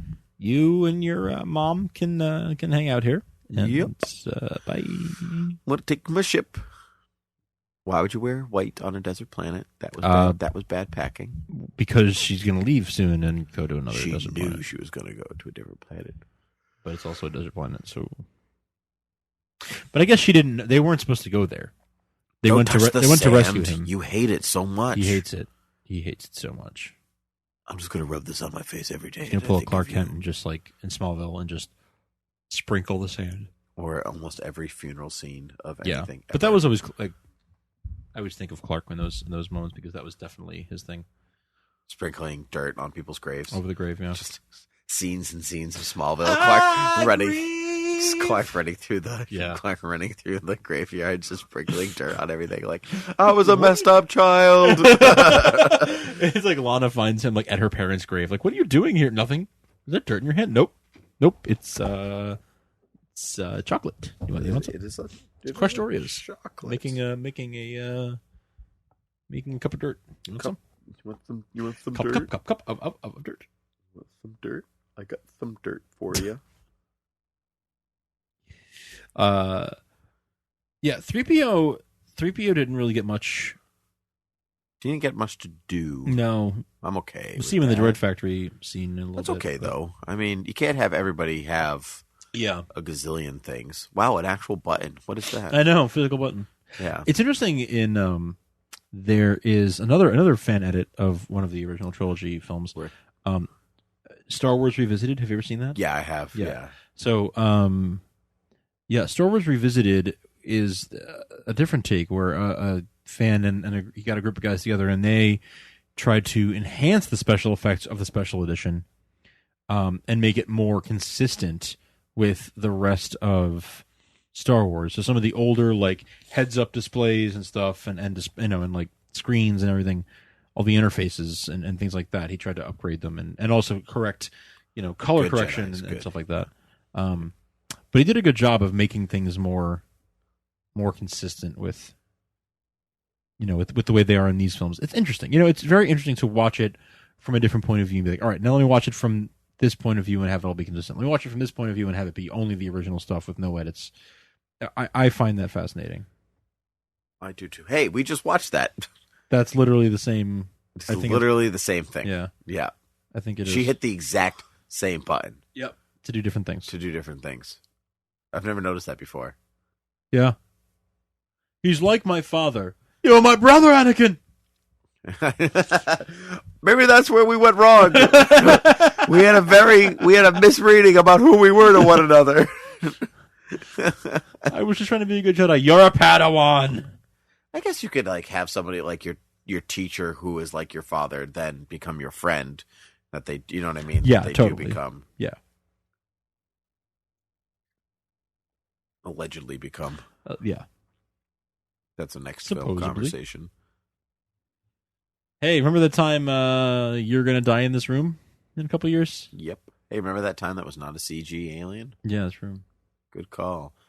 Hey, remember that time that... Speaking basic. Yeah, speaking basic. Speaking basic to you. Are you putting me down or? Well, basic is what they call it. I know, English, but when you I've say never it like seen that, it written out in the subtitles like speaking basic. I'm speaking speaking Yeah. the basic. I love that Jimmy Smits is in this movie though. Such a good actor. Yeah, I love Jimmy Smits in these movies. Meaningful glance at Jar Jar. Yes. Yes, if only she were here. Yeah. Going for a walk, 'cause I'm Count Dooku. Yeah, Christopher Lee was like a really great person to get for these films. Worst for this prison film. in the world. Really. So uncomfortable. Must get motion sickness. Yeah, I know, right? Yeah. But you're right. I love Christopher Lee. I'm so happy that he's so in this film. great. I had nothing to do with this. It wasn't me. I will petition immediately to have you set free. Yeah, of course you will. Yeah. I hope it won't take long. I have to pee. Obviously. Just tell him your whole plan. Are there bathrooms Obi-Wan. in Star Wars? Like, we never see anything. I have wondered such things. Well, you know that joke in Galaxy Quest? Where the aliens, if you don't know Galaxy Quest, like aliens abduct like a Star Trek type show, type crew, well, really short version, and they like think that the television show is historical documents, all this stuff. But there's a scene which is, there's a deleted scene with Alan Rickman's character who is an alien, and they take him to like, we don't know the physiology of your race because it was never shown. So based on what we know, this is the bathroom that we have devised for you. It's like all these spikes and tubes. Yeah. It's so funny. So funny. One of Alan Rickman's best movies. Oh, so forgotten. It's a great movie. I just watched it like 3 months ago or so. Did you really? When it came on Netflix? Yeah. Yeah. I haven't watched it. It's in my queue. I haven't watched it yet though. It's such a fun movie. I had just listened to a podcast where they were talking about it, and I was like, "Oh, I should rewatch that," and then listen to the podcast. Oh, was it wise? It was. Obi-Wan's clothes look super comfortable. I know, like all made the of towels. Oh, they do look like they're made of towels. Oh, they look super nice. Just like a bathrobe. I'd fall asleep every time I was in a chair. Like if I was a Jedi, just like, oh, can't be on the council. Too comfortable. They do make that Jedi bathrobe. That yes, is the brown Jedi robe. Yeah, but I mean, even his towel robe right here. Even his like white, white garment there. His cream colored ponies with white. No, wait. Yeah. Yeah. You must join with me, someone you've never met before, and together we can destroy a thing you know almost nothing about. P.S. I'm part of it. I'll never join you, Dracula. I'll never join you. Well, ring theory. Ring theory. I'm just getting into rehashed dialogue. I think that's still different than ring theory. That might be a little too much credit. Yeah. Yeah, but Dracula threatening Obi-Wan Kenobi is pretty cool. That's true. I agree with that assessment of that sentence. Thank you. All of a sudden, when I was reading that, all of a sudden I was like, "Oh no, something happened to our." It changed languages. I thought it changed language for a second. I was like, "Oh no, why is it in Polish all of a go sudden?" Into something? Yeah, why are we? Oh, it's just Jar Jar. They had him say Delophalegans. Oh my god, it's fine. I don't hate Jar Jar the way people got cataracts on his eyes. He does, doesn't he? Yeah. I don't hate Jar Jar the way That's other people do. But oh. The butt faces, the walrus men. The butt faces. Oh, I like these guys. I've never really seen them before. Yeah, that's what Mark Hamill and friends called the butt faces. Ponda Baba and friends. I did know that, the butt faces. Yeah, we didn't know what they were really called, so we called them things like butt face and walrus man. I know, so it's like his name is Ponda Baba, but we didn't know that till months later when the action figures came out. Yep, pretty much. The Gridonian. What is this? What the girl on his left? I wonder what her role in this is. To be bald and wear things that look like Kryptonian crystals. Amen. She's dressed like a Kryptonian. Maybe it's Halloween. Oh, makes sense. I always love the way that they talk to each other. They're always leaning on something. I know, it's true. He's always like, this is super serious, but I'm just going to lean up against this thing because I'm so cool. I'm just that cool. I can do that. Yep. I wonder,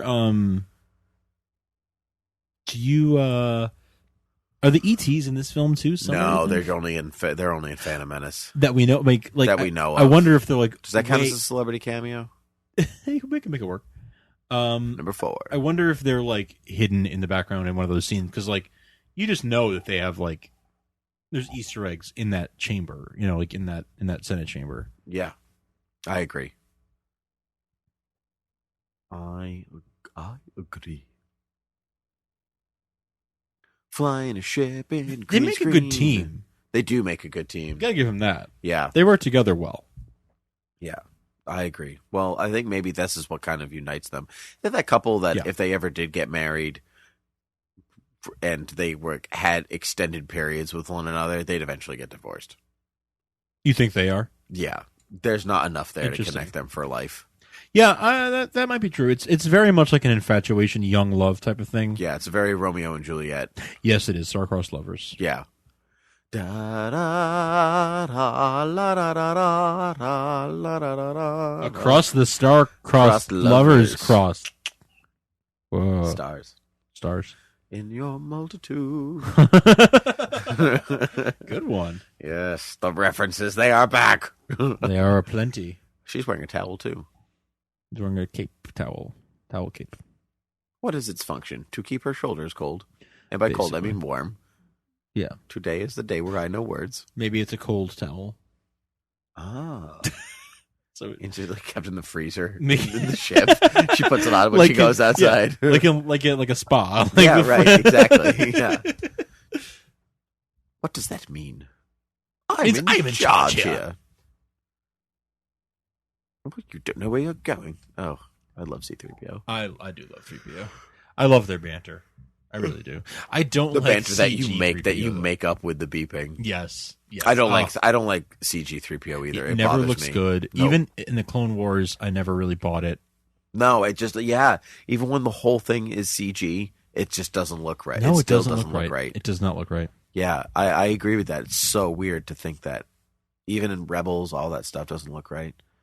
And we'll never be rebels. Rebels. So that was good. That's a good. Oh my! Oh!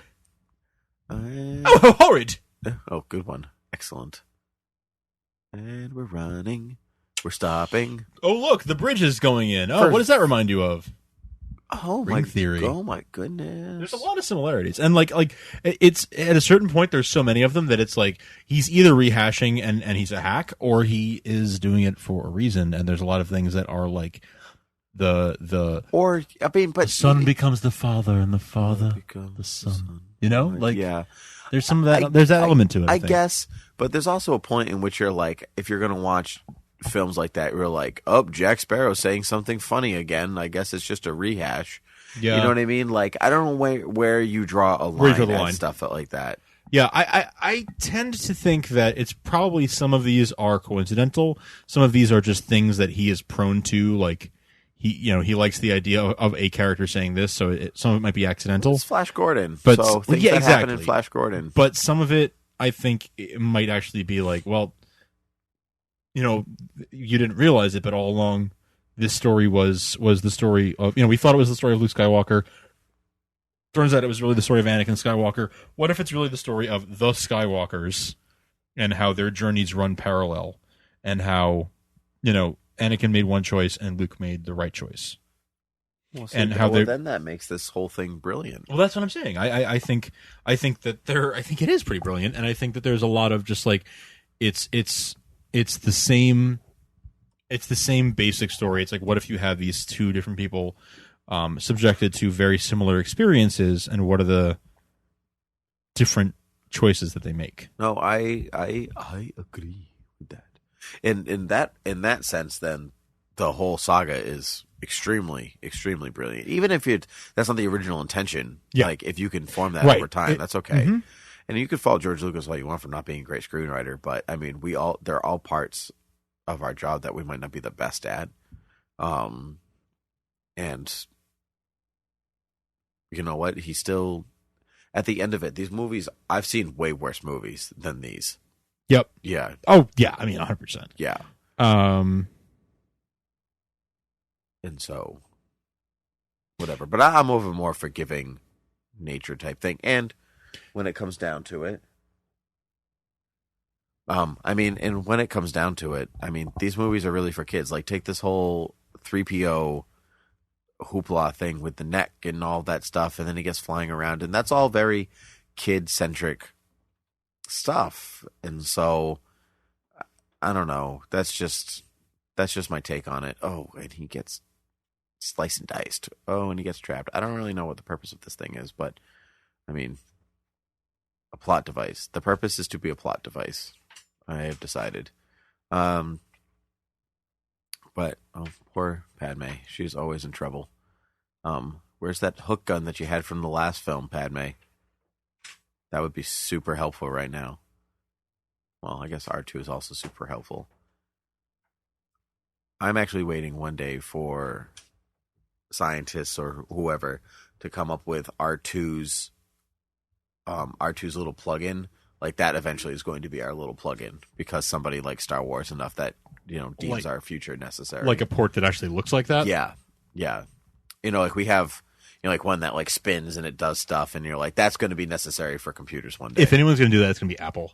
Yeah, I agree. Like a reversible plug that's like it's round. You can just do whatever you want with it. It's fine. You can do whatever you want with it. It's cool. That's one of the timeless things about Star Wars. You're going to be like, well, we definitely don't have that. Things where like it might not actually work and you're not really sure why or how it could work. Like, that's what makes the science like, oh, that's cool. Because eventually we're getting to a place where like, oh yeah, we have that.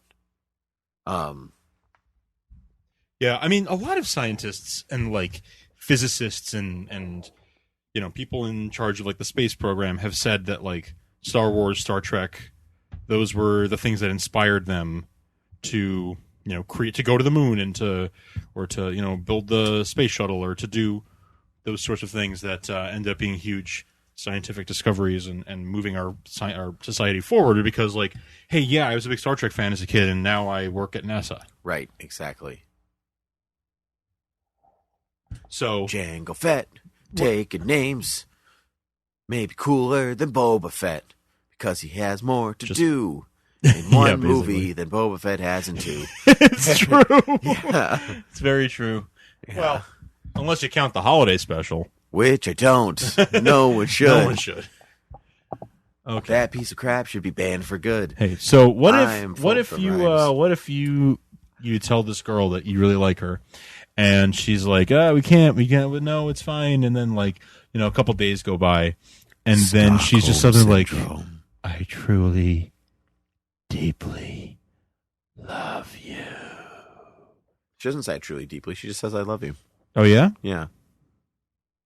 And he's like, oh, yeah? I was kidding. Oh, my God, you're so clingy. That was a joke. That was don't you know a joke when you hear one? I thought we had decided not to fall in love because that's how it works. It's very Romeo and Juliet that way, though. They are, because if they're only 5 years apart. So if he's 19, she's 24. Yeah. So that's still young. Yeah. Arguably. I truly. She does say it. Deeply love you. I know what I'm talking about. Oh. I know what I'm saying. They think they're going to die. Well, yeah, I know.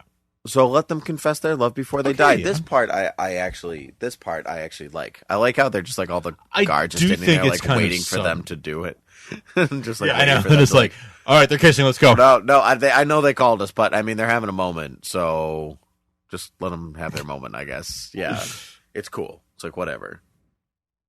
And then all the ant people, all the single ladies, all the single ladies, all the single ladies, all the single ladies.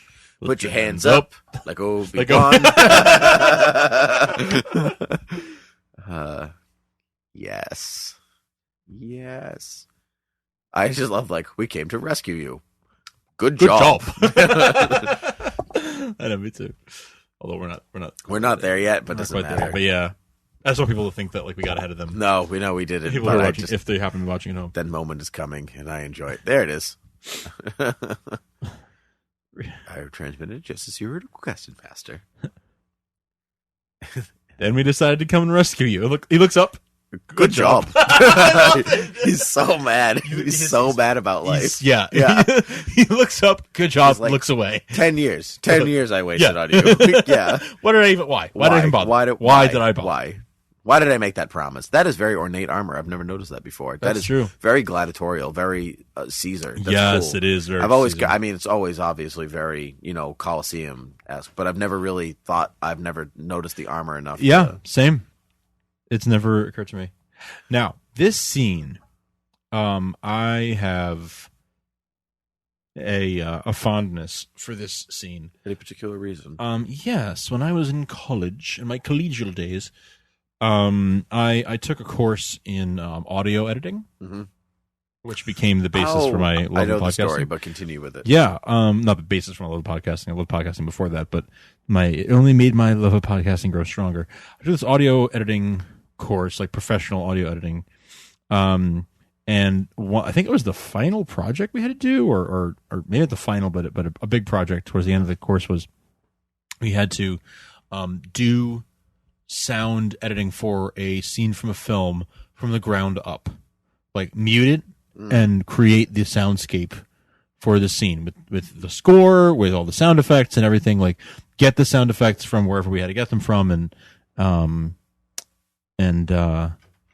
just build it from scratch and make it believable. So I muted this scene, and I found online there was a site that had the sound of like what the laser blasts and the lightsabers from Star Wars sounded like, and reinserted them myself to prove to the professor that I was capable of doing the editing.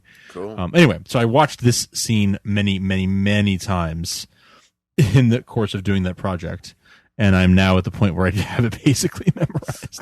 And that was the most clumsy excuse to get Natalie Portman's midriff showing. The way that he, the creature attacked her, there's no way that's how her shirt would rip. And it was just like, well, we should really get her, her midsection exposed somehow. I'm not really sure why either. Because she's a good-looking woman, and they wanted to, suck cells. I don't know. No real reason, just cause. Yeah, it just never it never clicked as to why. I mean, it's why did or something in Star Trek Into Darkness? Why is Alice Eve inexplicably in her underwear? No. And actually, J.J. Abrams, that movie, there was a big backlash for that. And J.J. Abrams said, I don't know why we did that. We just we felt like we needed more sex appeal, so we did, and but it just I don't know why we did that. It's a bad idea. I mean, good for Alice Eve for being game and stuff like that, but at this as unnecessary. It detracts totally from unnecessary. The film. Unnecessary. It doesn't really fit. It's kind of disrupts the flow of the film. Does. In that film, Yeah. in this film, it kind of just goes along, but it is sort of just why did that happen exactly? It doesn't interrupt. No, it doesn't. In Star Trek Into Darkness, it kind of interrupts. It interrupts the film. Yeah. It's kind of like a comma in the sentence that is that film. Yeah. Oh, by the way, I'm a woman. Okay, let's move on. Yeah. Unnecessary, but we're on it. Yay! It's on. Bras Star Wars. on. I don't know. Like Star Wars. Like Star Wars right now. Yeah. But are you not entertained? Very guys. Very good. Gladiator references. I got it. This is good. This is good. Well, they might not have gotten it. Javert reference. Wait, what? What? Javert reference? What? Same actor, wrong movie. Oh, right. Oh. Wow, I did not get that. Oh, that was a subtle little kiss, just in case Obi-Wan's looking, as he's like fighting for his life. She's like, I can't let Obi-Wan see. With the shrieking mantis thing. And he's like, okay, well, that was my good plan. Well, all right, see you later. I'm out of ideas. And I'm going to run, not screw up my mullet. Jumping on the back, hope this thing can carry 3 people. Perfect hair. This is not how it's supposed to be. Yep. Django, finish her. Basins Visor, she will die in a film or two. Yeah. Yeah, exactly. Yes. And then the droidicas come out. What? Narcus and droidicas. Yeah. They are no match for droidicas. Droidicas. Oh, good moment right here. This is great. And I'm walking. Come on. No. They could have died 6 times by now. Oh, yeah. And my lightsaber's purple because I'm Mace Windu. Because he said so, actually. Yeah, because he said so. I'll do it if I get a purple lightsaber. Done. Okay. This party's over. And the Jedi are everywhere. I was a little disappointed that he has a purple one, but they all have blue and green. You couldn't have more colors thrown in there, like a yellow. I mean, he wasn't even supposed to have purple, a different color. It was just because he insisted. Right. My old Jedi friend. I don't think so. Did you not just watch everybody with the lightsabers? Hello, but these headless robots. You were a Jedi. I know they have headless battle droids. I'm sure they have a name. I don't know what it is. This was my favorite bathrobe. You will die now. That's why actually Mace Windu kills him. That's it. He goes That's after the reason. him because of the bathrobe. He tried to set him on fire. This one's for my bathrobe. This one's for my bathrobe. I got you these extra lightsabers we have for no reason. Yeah, right. No raisin. No raisins. Raisins. You ever see the Futurama episode with the brains attack? And now I'm leaving Earth for no raisin. Yes, that's a good one. I don't know what that thing does, but well, I know what it does. I just watched it, but it looked cool. It's a cool cannon. It is a cool cannon. I always loved Natalie Portman on interviews for this movie. She was always like, they all get these cool lightsabers, and I get a hairdryer. Oh, that's right. Yeah. I forgot about that. I got a gun that looks like a hairdryer. Which, I mean, it's true. If everyone's walking around with lightsabers and you're like the one person with a gun, you're like, this isn't nearly as fun. And you see, and it's funny because people scoff at droid. People scoff at droid warfare, but from a film standpoint, it's you're able to create a lot of good choreography for people slicing and dicing through anything because you don't have to worry about a body count. And from a story standpoint, it's it's like no body count. It's like this ability to just have these soldiers that are literally being manufactured, and there's no human lives. Well, you could technically argue that for the clones too, from a certain standpoint, Yeah. from a certain point of view. From a certain point of view. Oh no. Yeah, I had to get like the whoosh sound effect as he put the thing back in his holster and everything. But I mean, like, but for scenes like this, you wouldn't be able to do this if they were real. Yep. If they were real people. Yep. Like Jedi just like hacking through people Yep. doesn't play the same way as people shooting each other with lasers. Totally. Oh, that was sloppy, Django. That was really sloppy. You used to be so good. What happened to your fight with Obi-Wan? Like, let's be serious. Man, that jetpack, all it does is get destroyed. It causes trouble. Yeah. Oh, can you imagine rolling across that though? That would actually really hurt. I know, it would hurt really bad. He can move really well in that armor. It's actually he's impressive. very mobile. He's very mobile. It's very impressive. Yes. And Mace mad. Boom. I love how that's when and he's Dooku's like, ooh, oh, well, I'm screwed that's now. unsettling. Yeah. See, Mace Windu's robes don't look nearly as comfortable as Obi-Wan's. No. No. Not even close. No, he's got like burlap almost. And Obi-Wan's walking around in towels. I don't agree with the Die Jedi Dogs decision. Oh, why did I say that? Yes. Yeah. Apparently the brain for these senses is in the middle. Yep. Yeah.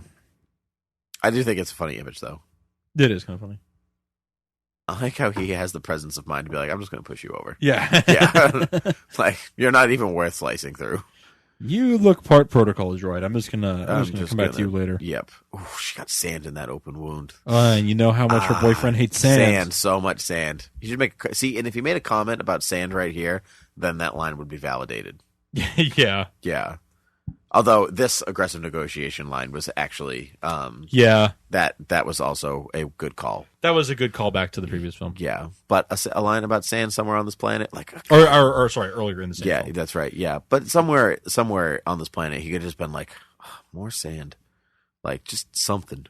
Oh no, the creature. Obi-Wan's spending a little too much time killing this crab creature. Altu, what are you doing here? I'm going to attack your head with my butt.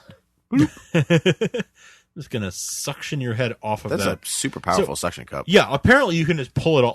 Like the battle didn't do anything, but just pulling it off with a suction cup with this little tow cable is R2 enough can to do anything he wants. Apparently, R2 can do anything. Didn't even, what if his little like he's about to like weld to put his head back on, right? So like, he just popped it off the other one, but then he has to weld it to put it back on this one. Yeah.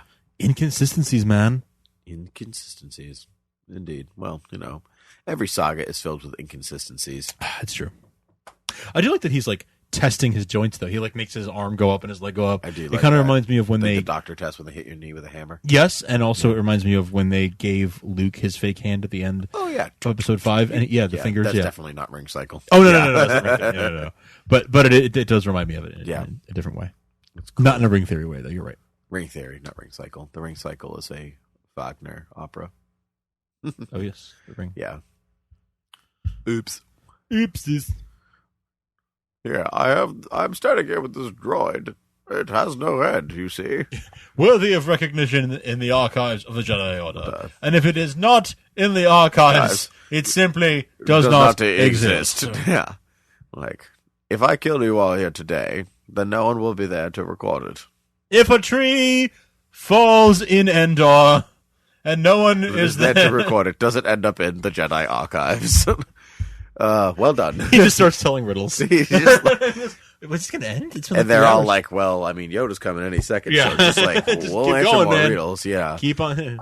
Like, what people are always rushing. Like,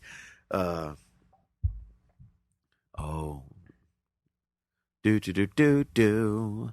He only comes up to their knees. I like that the laser beam on that little ship is like the Death Star beam in Return of the Jedi. Yes, you're right. Yeah. Yeah. I've never noticed that before. That's a brand new observation on my part. I do like their uniforms quite a bit. The clone troopers? Yeah, I do love their clone trooper uniforms quite a bit. I got actually so used to them that between sometimes the show and the movies and all this, sometimes I watch the original trilogy with the original Stormtrooper outfits, and I'm like... And it looks wrong. It looks wrong. Like, their helmets are too big. That's interesting. Yeah, like they're more sleek design now. So what made you think that a bigger helmet was going to help them? Because clearly they're better shots now. So So clearly the bigger helmet is actually to their detriment. Well, it's also these clone troopers are clones of Jango Fett, but the Those other ones stormtroopers not are like regular people. Yeah, yeah, that's true. And his head falls out. Yeah, no, we saw it fall out. No, it doesn't fall out. Yeah, it does. What? Yeah, if you look really carefully, there's like the head rolls off screen while the helmet. It like keeps zooms rolling? up. Yeah. Oh, I didn't know that. Yeah. Oh, that makes me feel bad because every time I watch them, like, God. I just, like kid's traumatized enough as it is. All he needs is his dad's head falling out in front of him. Yeah. Aim right above the fuel cells. Like, that's smart. But again, I'm like, why is this 19-year-old thinking of it? Good call, my young Padawan. Well, this is also Need I remind you also again? the Jedi that couldn't figure out that something was erased from the library. Yeah, you're right. So, You're right. Let's be serious here. Gravity's saying it's there. As much as we love Yoda or Mace Windu or Obi-Wan, you have to admit that they are actually not the smartest people. No, it's true. I mean, well, yeah. Smartest is tough, but wisest maybe. Yeah, I mean, they're just not being so their force sensitivity is being blocked. Right. By Tachyons. by the Sith. Oh, right. By tachyon particles. Yeah, right. Okay. Right. You're yep. I'm totes right. Yeah, that's how it works. But I mean, that's dilithium crystals sent by Klingon missiles. I have nothing. That's the Bohemian Rhapsody, Star Trek Bohemian Rhapsody by Weird Al. Oh, okay. I don't know that one. I am the captain of the Starship Enterprise. Oh, I do know this one. Yes, that's right. Okay. Captain Kirk, this is Spock. Please step on the transporter. Yeah, good stuff. Indeed. More sand. I like that little, well, I mean, to completely ignore what I was going to say. Okay. I mean, these are also basically samurai or whatever, that they're not generals. They didn't go to school to be a general, a strategist, or anything like that. They're making it up as they go along too. That's true, but their instincts are supposed to. I mean, they're called General Kenobi. Like they are called. Yeah, but they're not called that until the war. Correct, but they are given that rank, even if it's ceremonial, and they are. Well, it's definitely not ceremonial because they clearly are leading the troops. But yeah, but I mean, they're not part of the. They're not. Part of the army in that traditional sense. They're not right. Well, they're as close as they get because the Republic get. doesn't have an army. Correct. So, although it's more the question, wouldn't planets have armies, like their own armies, or militias, or something like that? So, wouldn't they be called to fight? But maybe it's because the Republic has been at peace so long that they don't need them. Yeah, I guess that's what the Jedi Knights have been for. Protectors of the galaxy. Protectors of the galaxy. Yeah. So, like they're basically a universe army of themselves. But they're not exactly the police. They're not exactly law enforcement. They're not exactly the military.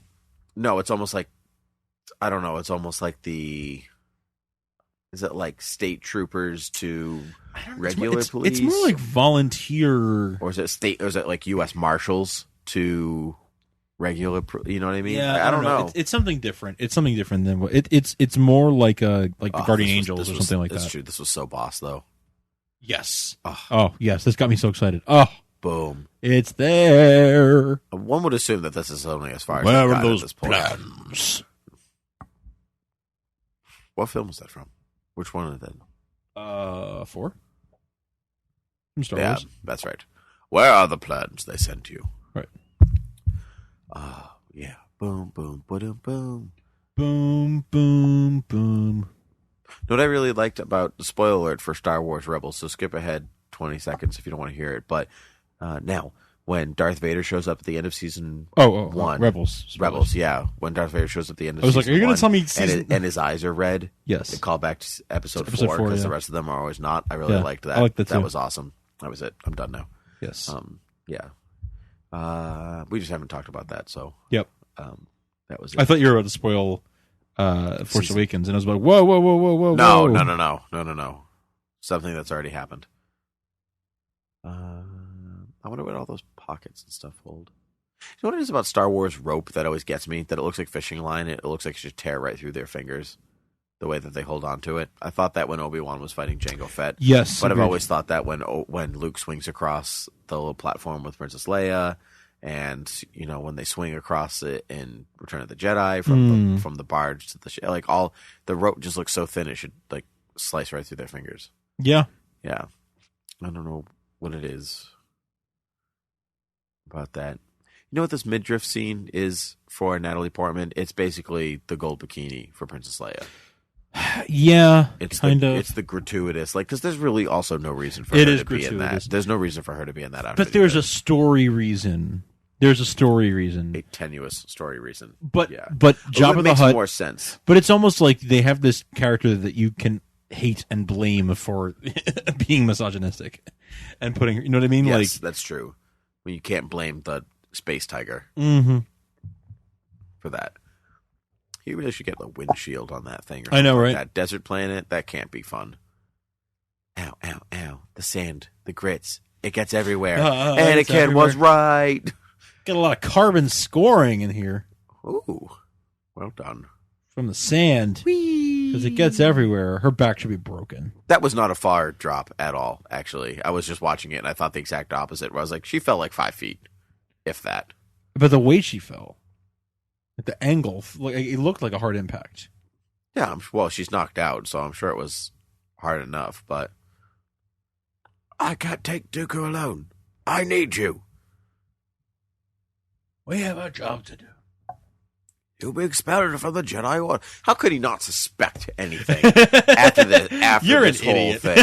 Like, I'm telling you, I love Obi-Wan. I think he's my favorite Star Wars character out of all of them. He's not the smartest guy. It takes 20 years for him in exile to kind of figure stuff out. Yep. You know what I mean? And the same goes for Yoda, but I mean, that's also part of the story, where if they were on top of their game, then the Emperor wouldn't have gotten the foothold that he did anywhere remotely. So for story reasons, they have to be kind of not on the uptake for some things.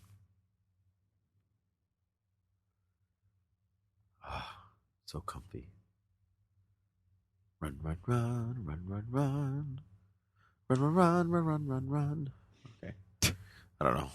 I was a little disappointed by this fight scene the first time I saw it, because I was expecting like Darth Maul levels of fight again, and that's not what they got. It was like it went backwards a little bit. I like it now. I think it is a very well choreographed fight. The way he does Force Lightning is weird, though. It is weird. Yeah. It's like he puts his hand out like he's going to shake hands with you. Yeah, like a limp fist handshake, Yeah. like a limp fish handshake.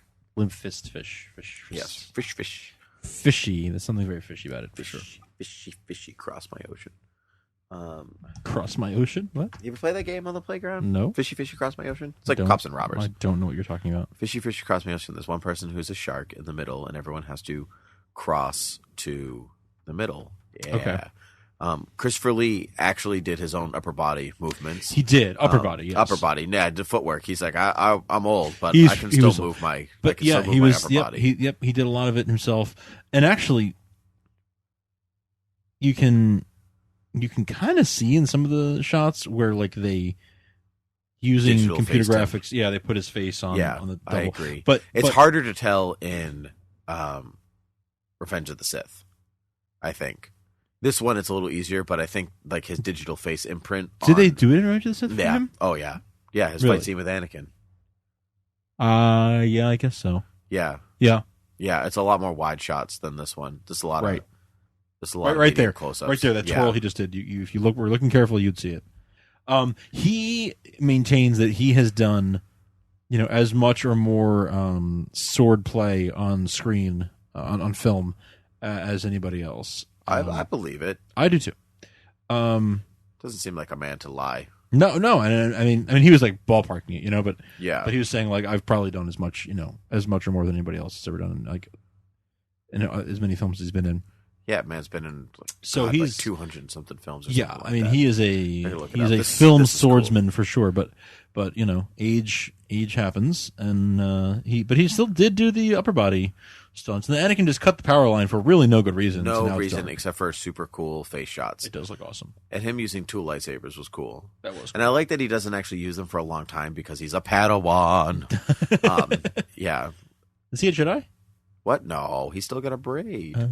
But he's going to be a Jedi after this. So what? He's because, not a Jedi. What is he? All it takes is a fight with the Sith Lord. Is he? What is he? He's not a Jedi. Is he? He's a Padawan. Oh, he's a Padawan. He said no. He's a Padawanki. Oh, Padawan. So awesome.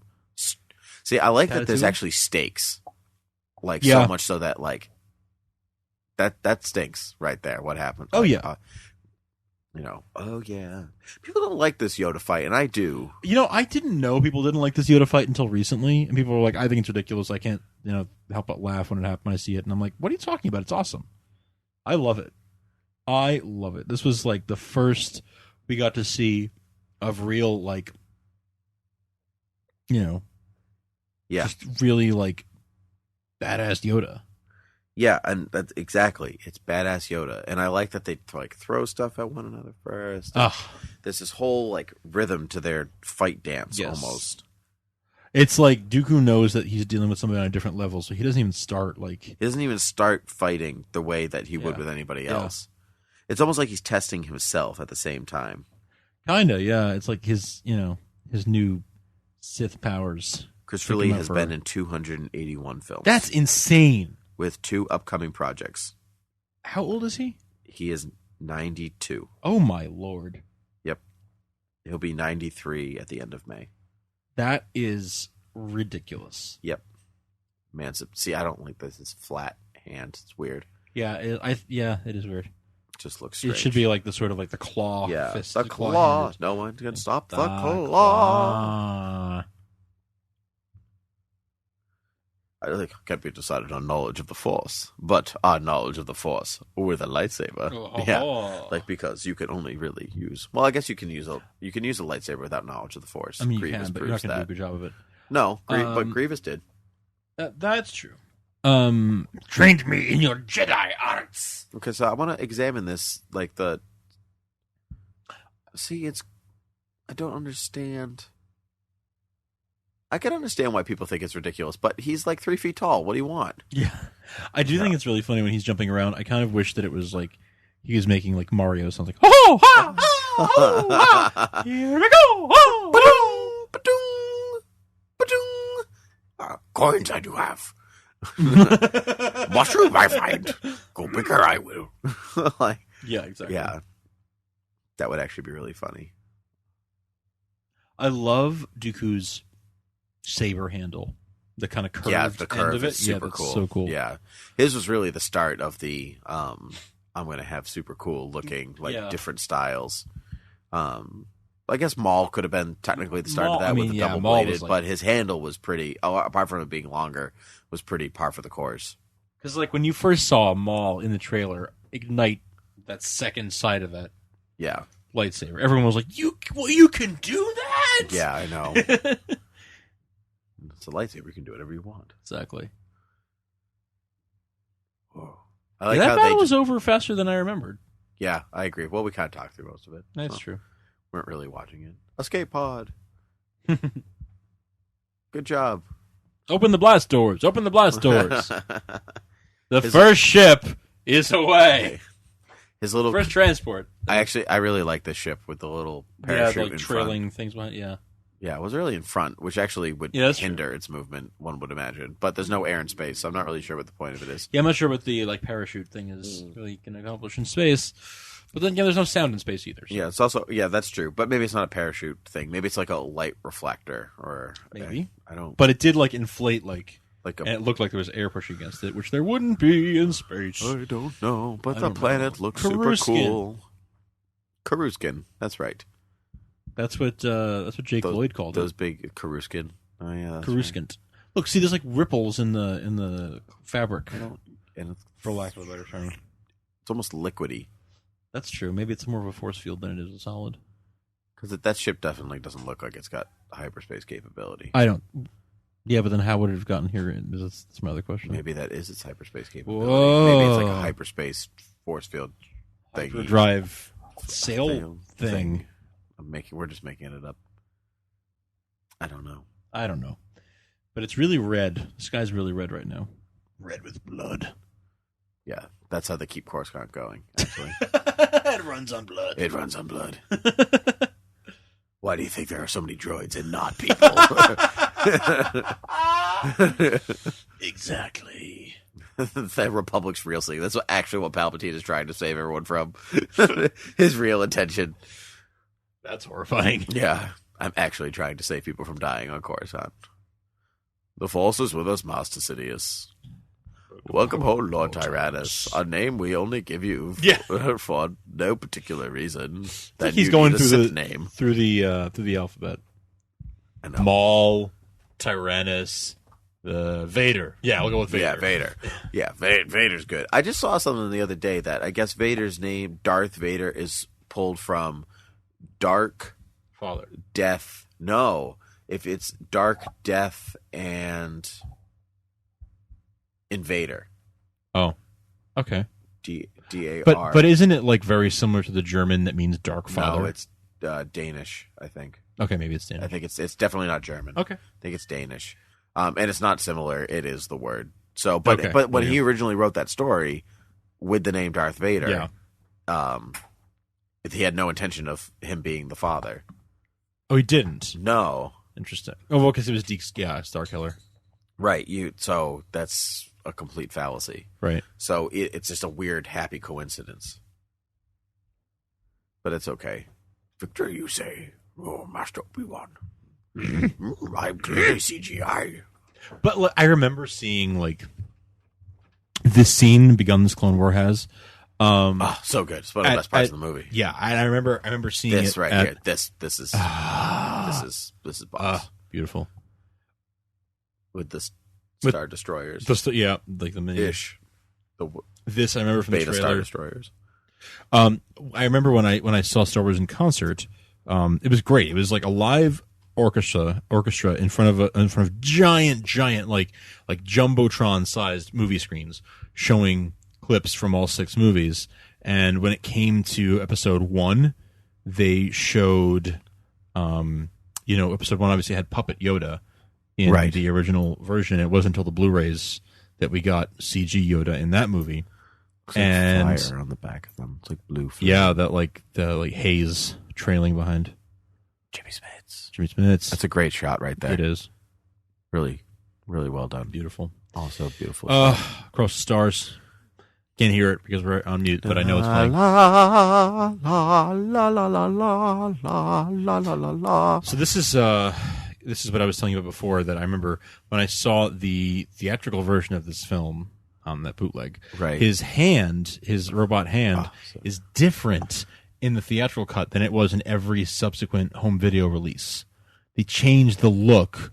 It's a little more bony, right? It was. It's like, yes. This is a little bit more gold finish. Yes. Yeah. Yes. It was a little more rough. Yeah, like originally almost exposed. Yes. Type. Yeah, exactly. Like C-3PO episode 1 exposed. Kind of, yes. Yeah. And then here it was, shiny polish. It looked like right. a nice finish on it. They changed that between the theatrical release and the DVD release. Oh, I didn't know. I vaguely, I do know that because I remember what it because used to look like. because I had that bootleg and I watched it so many times. I had gotten to like kind of remember what that looked like, and then I saw the DVD for the first time, and I was like, wait, that looks different. Maybe I was imagining it. Nope, I was right. That's definitely different. Oh, I like his proto hand right there. It's cool. Yeah, it's cool. Fun fact, when it says George Lucas and Jonathan Hales, when you see things in a film, when there are 2 ways to show and, like the word or the symbol. Yes. When it's the symbol, they tag teamed and worked on it together as partners. The and is 2 separate sweeps of something. And so if you see the word and, like George Lucas and Jonathan Hale, that means Jonathan Hale cleaned up whatever George Lucas did. But they didn't. But ampersand means they worked together? But an ampersand is they worked on it together. Like they were in the interesting. same room or whatever working on it together. That's so interesting. Mm-hmm. I didn't know that. You're welcome. So when you see things like created by someone, it'll be an ampercand because they work together. Because they work together. But if it's the words, then it means like this person, then this person. Right. Exactly. Yeah. That's why when you see it, you'll see it with scripts more than anything else. When you see like 4 people working on a script. Right. Sometimes you'll see the first 2 were a team, and then the rest were. That's interesting. Sweeps at it afterwards. What about if it's like just like 4 names in a row with no breakage in between? What does that mean? I think they were all working on it separately. Interesting. Yeah. Interesting. Well, this has been our Star Wars podcast. Our commentary, on Star Wars Episode 2, Attack of the Clones. Thanks for joining us. It's been a blast. Check us out at beergeeks.com. leave us an iTunes review, all that fun stuff. And we will see you guys. You guys will hear us pretty soon. You're not going to see us because it's a podcast, as Tim is fond of reminding me. It is a podcast. You cannot see us. No. You do not know what we look like. We merely exist in the shadows. Like the Sith. Always two there are. A Tim and a Frank. Cheers. Cheers. Cheers you will have.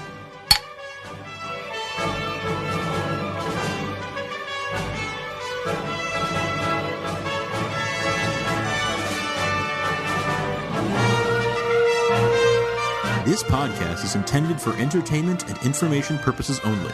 All character names, sound effects, and quotes are registered trademarks and/or copyrights of their respective trademark and copyright holders. All original content of this podcast is the intellectual property of Thought Bubble Audio Studios unless otherwise indicated.